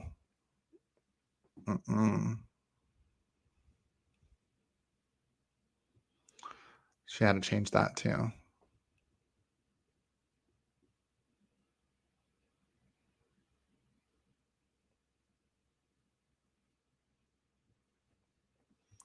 Yeah, I don't know what they're going to say. I mean, they're going to harp on procedure, but I just don't think the jury is going to care.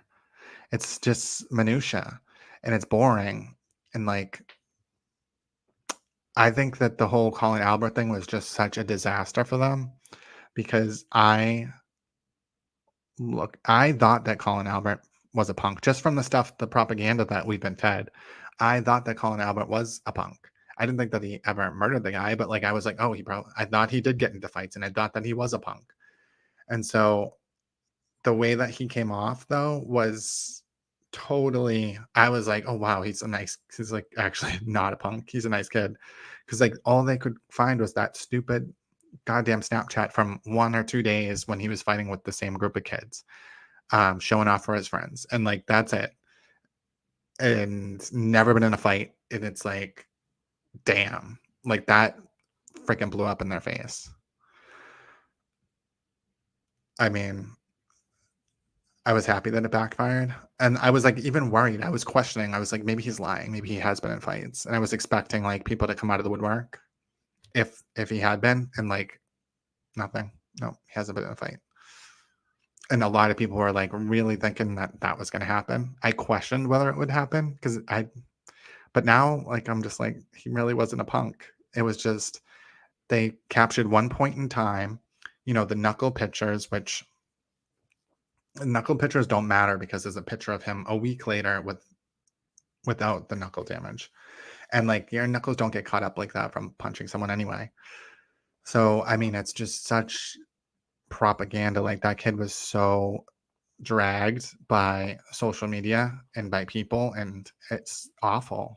It's like it really is awful, and it's like dangerous because it's like people are gonna want to like fight him if they think he's like this kid that thinks he's tough, and I don't think that's the case. It just sucks that they did that to him, and it should be some accountability for it. I know. I think that would be hilarious if they got someone, if they got some ex-girlfriend.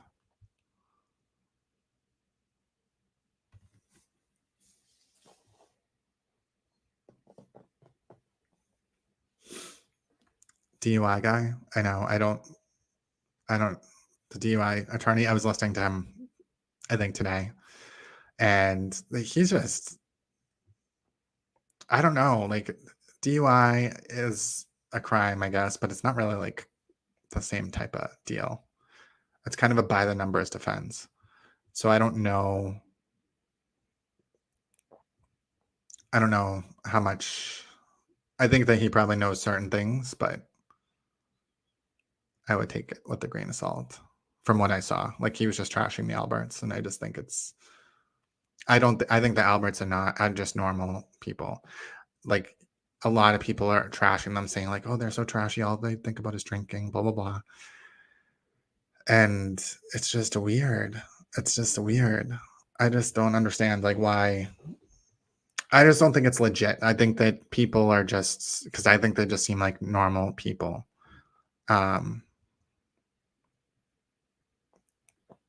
I just don't understand.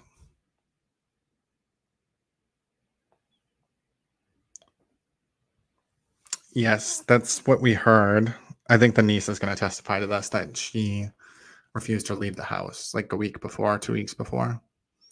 I mean, that might have been around the time when she was trying to finagle with Higgins.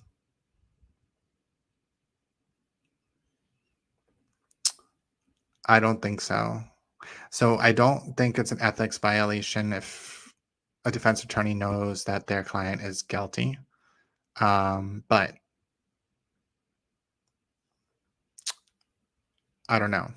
I don't know where the line is drawn because, I mean, third party culprit defense is a legit defense. I just think that calling someone a suspected murderer is a huge accusation when you literally have nothing. When you don't even have the kid in the house where it happened, and the kid has no history of violence, and that's it. It's out of thin air. I just think that's definitely an ethics violation. And if it's not, it should be.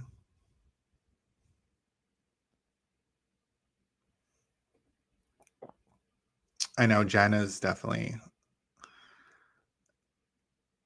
getting dragged. I mean, I wonder if the tides will change. I just don't. I don't know. I still see like DUI guy was posting about Colin Albert, like his Halloween costume when he was in the jail outfit. And I'm just like, oh my God. I thought only Turtle Boy did stuff like that. Like it's just so low class and like it's slander. It's like slander, and it's like you're putting a target on this kid that just, testified and said that he's just never been in a fight.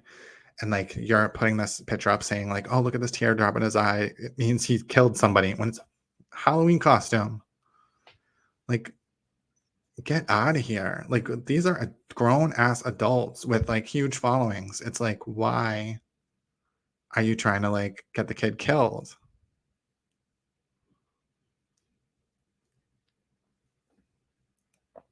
I mean, I liked Colin. I think the one thing that he didn't want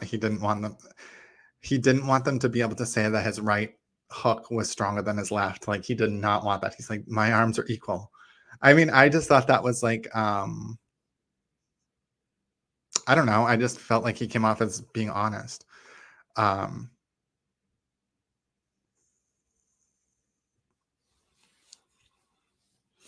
Like I just can't imagine. There's just no way in hell that Colin Albert is like this angry, violent person that would be like, "There's John O'Keefe. That guy told me to get off his lawn 2 years ago. I'm gonna go beat his ass." Like, I don't think that he would. I don't think he has that anger. I don't think that he would even think that. It just doesn't make any sense. There's just like nothing there. Nothing there. I agree. At the gangsta videos, I think that's just totally for sure, for show. When you're drunk, like kids do that stuff all the time. I thought it like, I don't, I thought it made the defense look really bad that they were even bringing that stuff up, because it's like, that has nothing to do with an adult. Like, if it was a teenager that was killed outside of a teenage party house, then okay, we'll talk about it. But that really has nothing to do with this. Like, none of the medical examiners even said he was beat. It's just so bizarre. And so, I don't know. I think that the jury, for the most part, especially if they have like grandsons or kids that are his age, they would see that as like, leave the freaking kid alone. Like, honestly, like I like that's how I felt when I saw it. I was like, oh my god, leave this fucking kid alone. Like, this is so ridiculous. Like, I would be so mortified if, like, being college age and like that stupid gangster BS from Snapchat that you sent to like a few people is going to be shown to everybody. Like, because you're more mature, like quickly through high school and through early college years. It's like embarrassing. I mean, I think most people just accept it as for what it is. I agree. I feel like that's the lunch lady research I'm talking about. Is like, the lunch lady research is what is being used as their defense, and it's ridiculous. It's, and even the stuff that we're seeing now, like most of the stuff that we saw in Turtle Boy articles have been brought up in the trial, and it's like, Colin Albert, 5 years old, next to Michael Proctor. Ooh, okay. I guess they're bros. But I thought it was really good how Colin was like, I've only met him 5 times in my life, and it was mostly when I was younger. Because it's really his aunt is like friends with Michael Proctor's sister. Oh, how many times have you been in Proctor's pool? Like, give me a damn break.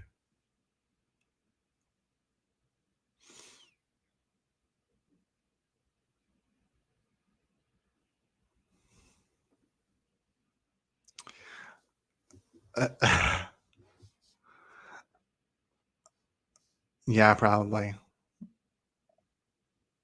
I mean, I wonder that about both of them, because I feel like John and Karen were both attractive. I mean, I just wonder what their history was like with other people. Yeah, I noticed that today. It's a little much. I mean, he was in the courtroom, I think, behind Karen the other day, sitting on her side. So it's like all these like YouTube people. It's gross. Like, you just give them a little bit of attention and they'll like sell their soul for you. It's gross. That's what they remind me of too. So my family, both sides of my family, not my generation, are all from Dorchester, and that's kind of like my family's kind of like that, like really close. And like, I'm not in the area, but like I have a ton of cousins and stuff, so it does remind me of families that I'm familiar with. And I just don't think, like, to me, I could imagine something like this happening, where all these different family members are there, and then like someone gets hit by a car out front, and then they're going to blame everyone inside the house. Like, it's just so ridiculous.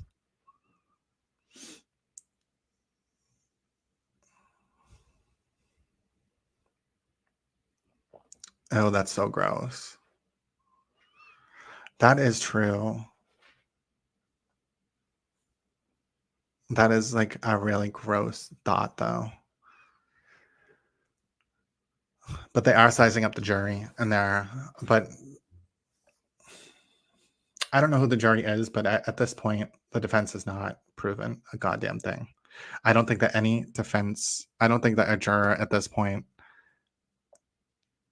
like, they haven't even told the conspiracy. Like, what is the conspiracy? Like, I mean, even the people that have been following it and that are still like, it was a cover up, there's still no narrative. Like, there was a narrative at one point. It was the dog. It was Colin Albert, which I don't think anyone believes that now. And then Brian backed him up, and then the dog jumped in. But no. It's just so ridiculous.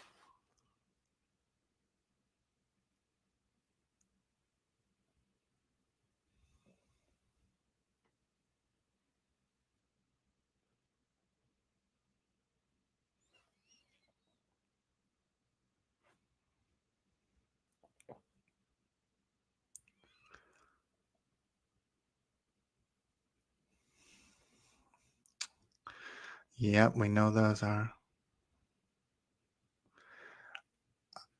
I mean, I think that Colin, I mean, it sucks because I feel like he would be a popular kid. He should be living life right now.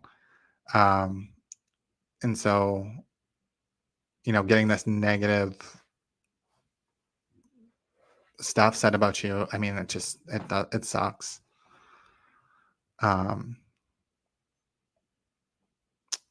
But at least they have like a really good family.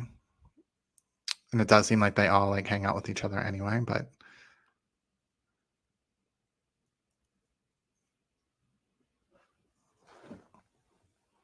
I can't believe that was on the Herald the other day though.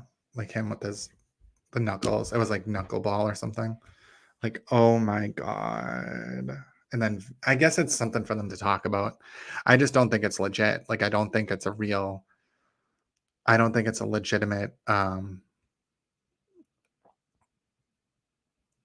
that's all they have though. But it's like, he wasn't in the house. I just don't think the jury's buying it at all. I think the media is going to pick it up just because like it's a salacious story, but it's just not the right thing. It's just so wrong.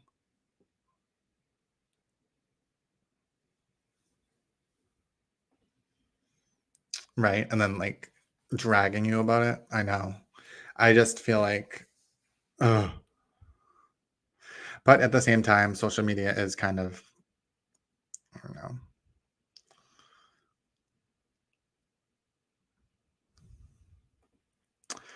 So I would think that, except that I think it's going to be even harder to prove. Because like, what would Higgins' motive be? That he wanted to be with Karen, so he framed her for murder? That doesn't make any sense. He wanted to be with Karen, or he was jealous of John, and so he framed. It just doesn't. There's just not a logical explanation for it, because I think it does have to show that she was framed, right? Because her taillight's in John's clothes, so she had to have been framed. So did Higgins. I don't know.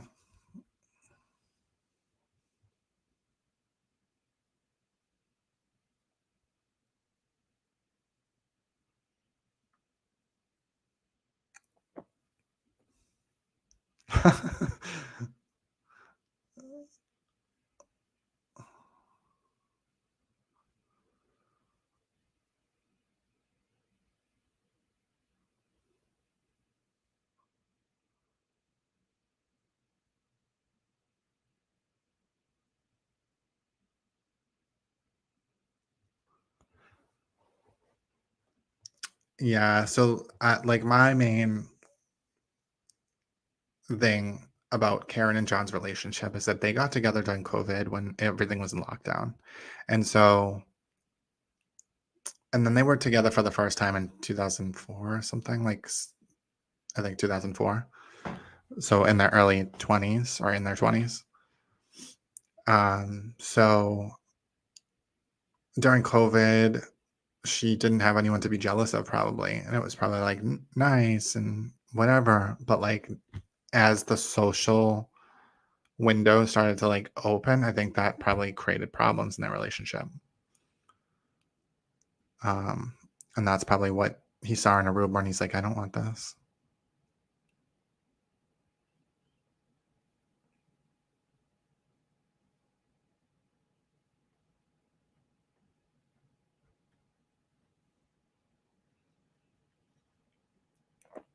COVID relationships not real. I mean, so I think there's like all kinds of times to like where your relationships, you know, if you're on the rebound, COVID was a weird time. People that are either on drugs or getting off drugs, like those are all like weird times to get in a relationship where you don't know what you're getting into. Because if you get into a relationship with the person that's on drugs, when they get off, they're going to be a totally different person.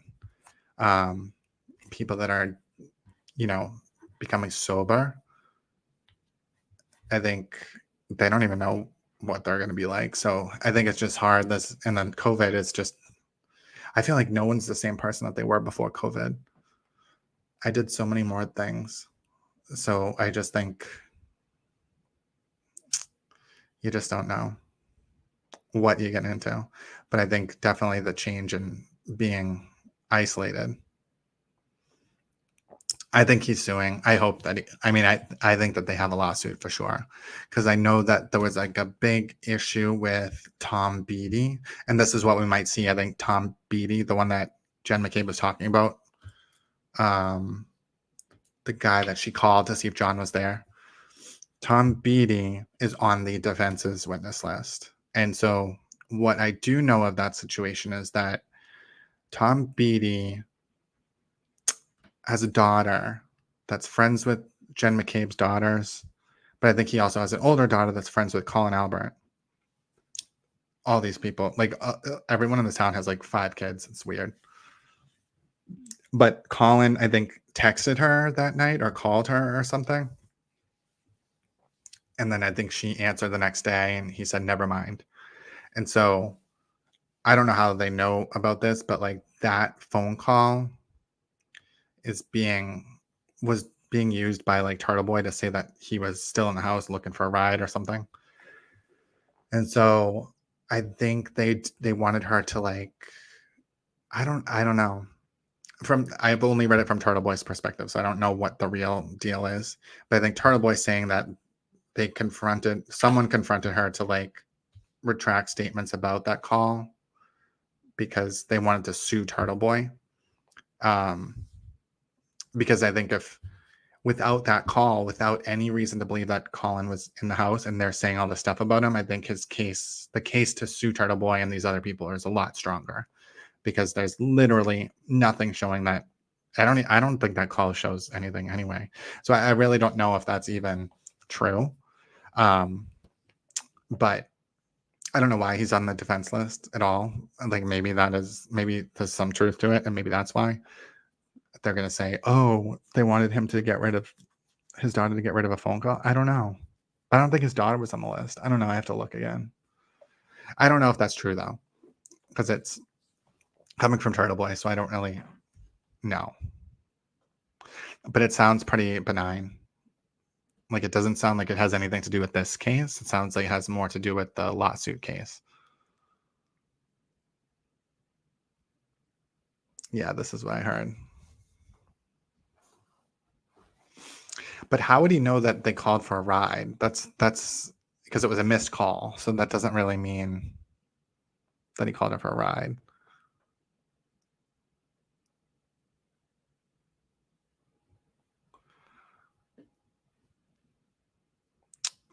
Yeah, we'll see what they say. It sounds like they're still friends though. So I feel like something's being twisted. I think maybe she just had a missed call. Maybe she said it. Like, who did she say? She said it to Turtle Boy. Like, I mean, I think that's kind of sketchy.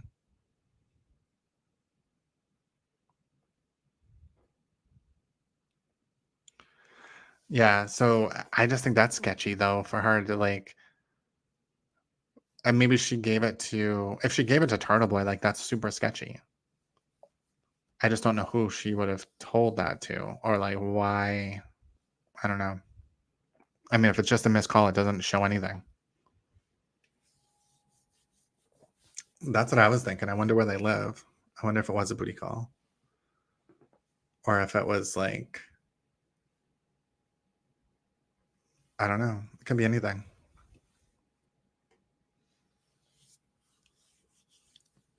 But we'll see.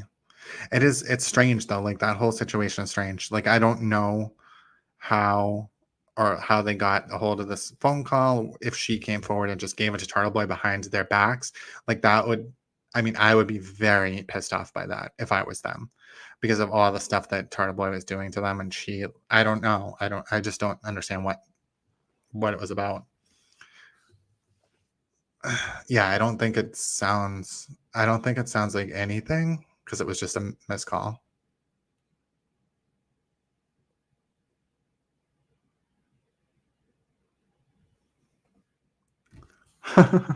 Of course they were. That goddamn Ford Edge. I don't even know. They didn't ask him about the Ford Edge. Like, I just don't understand that. So I feel like the whole Lucky Loughran thing was a hoax as well. So if you think about it, it was like way in the beginning that the private investigator talked to Lucky Loughran and nothing ever came of it. Like they didn't bring it up until Turtle Boy interviewed him. Like they definitely gave it to Turtle Boy to interview because that's what, when the state police did interview Lucky Loughran, that's what they were most concerned with was like, oh, how did Turtle Boy get your number? That kind of thing. So why did the PI not do anything with it way in the beginning? You know, why was it just never talked about? They were talking about all this other third-party culprit stuff, and then they just released that through a Turtle Boy article. Like it just, I feel like the Lucky Loughran stuff is a hoax as well. And I feel like it's just going to be, he didn't know what time he was there. He was led to say certain things the way that they try to lead Scanlon to say certain things. But maybe Lucky Loughran wasn't aware enough to back out of it. I don't know. Yeah, I don't know what time I do anything ever unless I have a text or something that shows me. That's the only way that I would know. Or the weather or the sun goes down. Like, I don't recall.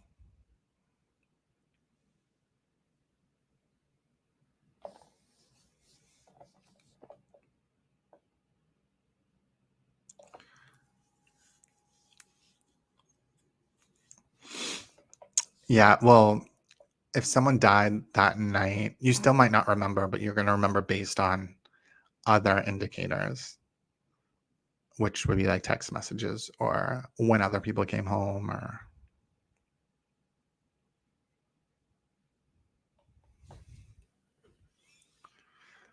Yeah, I know everything that they've tried to do in this case has blown up. And that's why I can't believe that anyone is listening to the cult anymore because they've shown nothing. They've shown absolutely nothing. And it's just like, there's nothing left to even believe in. Like, what is the theory at this point? There's no theory.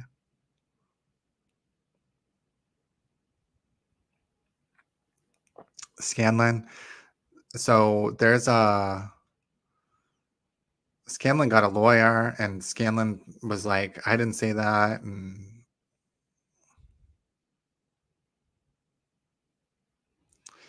I just don't know how people are this dense.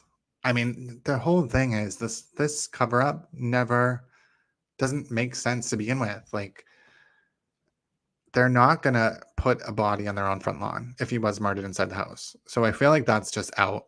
So he died there on the front lawn. How could he have died there on the front lawn? Hit by a car. Okay. So maybe it wasn't Karen, but then Karen has the broken taillight. Like, I just feel like there's just no wiggle room. I don't even understand what other theory there could be.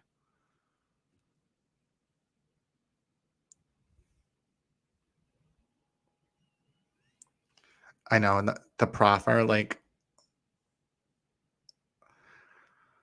I don't know. I wonder if like Brian Higgins did suspect something at first because he did go to the police station and all that, and I feel like he's the sketchiest one of them all, from what we know, just because he had access to everything at Canton Police Station and like was trying to hook up with Karen. I don't know. The whole thing is just freaking wild. I feel like if anything, Higgins was trying to like get her out of trouble. Or I don't know if he did anything, but like that's what I would think, is that he was gonna try to get her out of trouble. But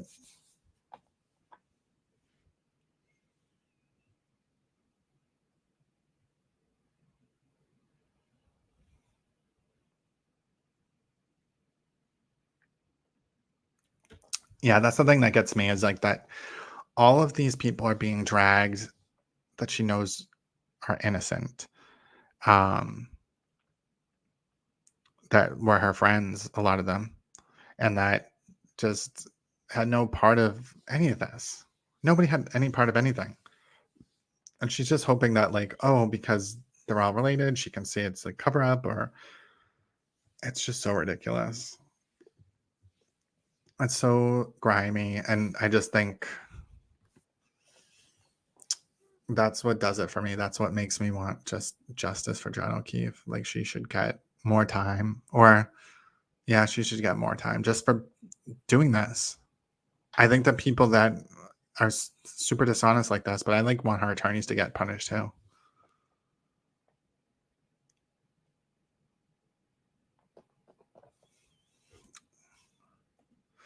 That's true.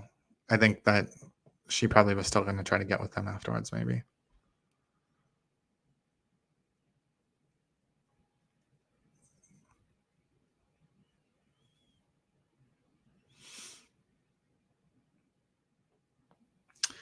All right, I'm going to end this live stream, but we'll see what happens. No court tomorrow. I think Tuesday, Wednesday, Thursday, Friday. I agree with that too. I think for sure they would have supported her. They would have visited her in prison. And, you know, it's just terrible. Like, who does she have now? She has a bunch of charter riders, a bunch of zombies, and all of her friends. She turned on them.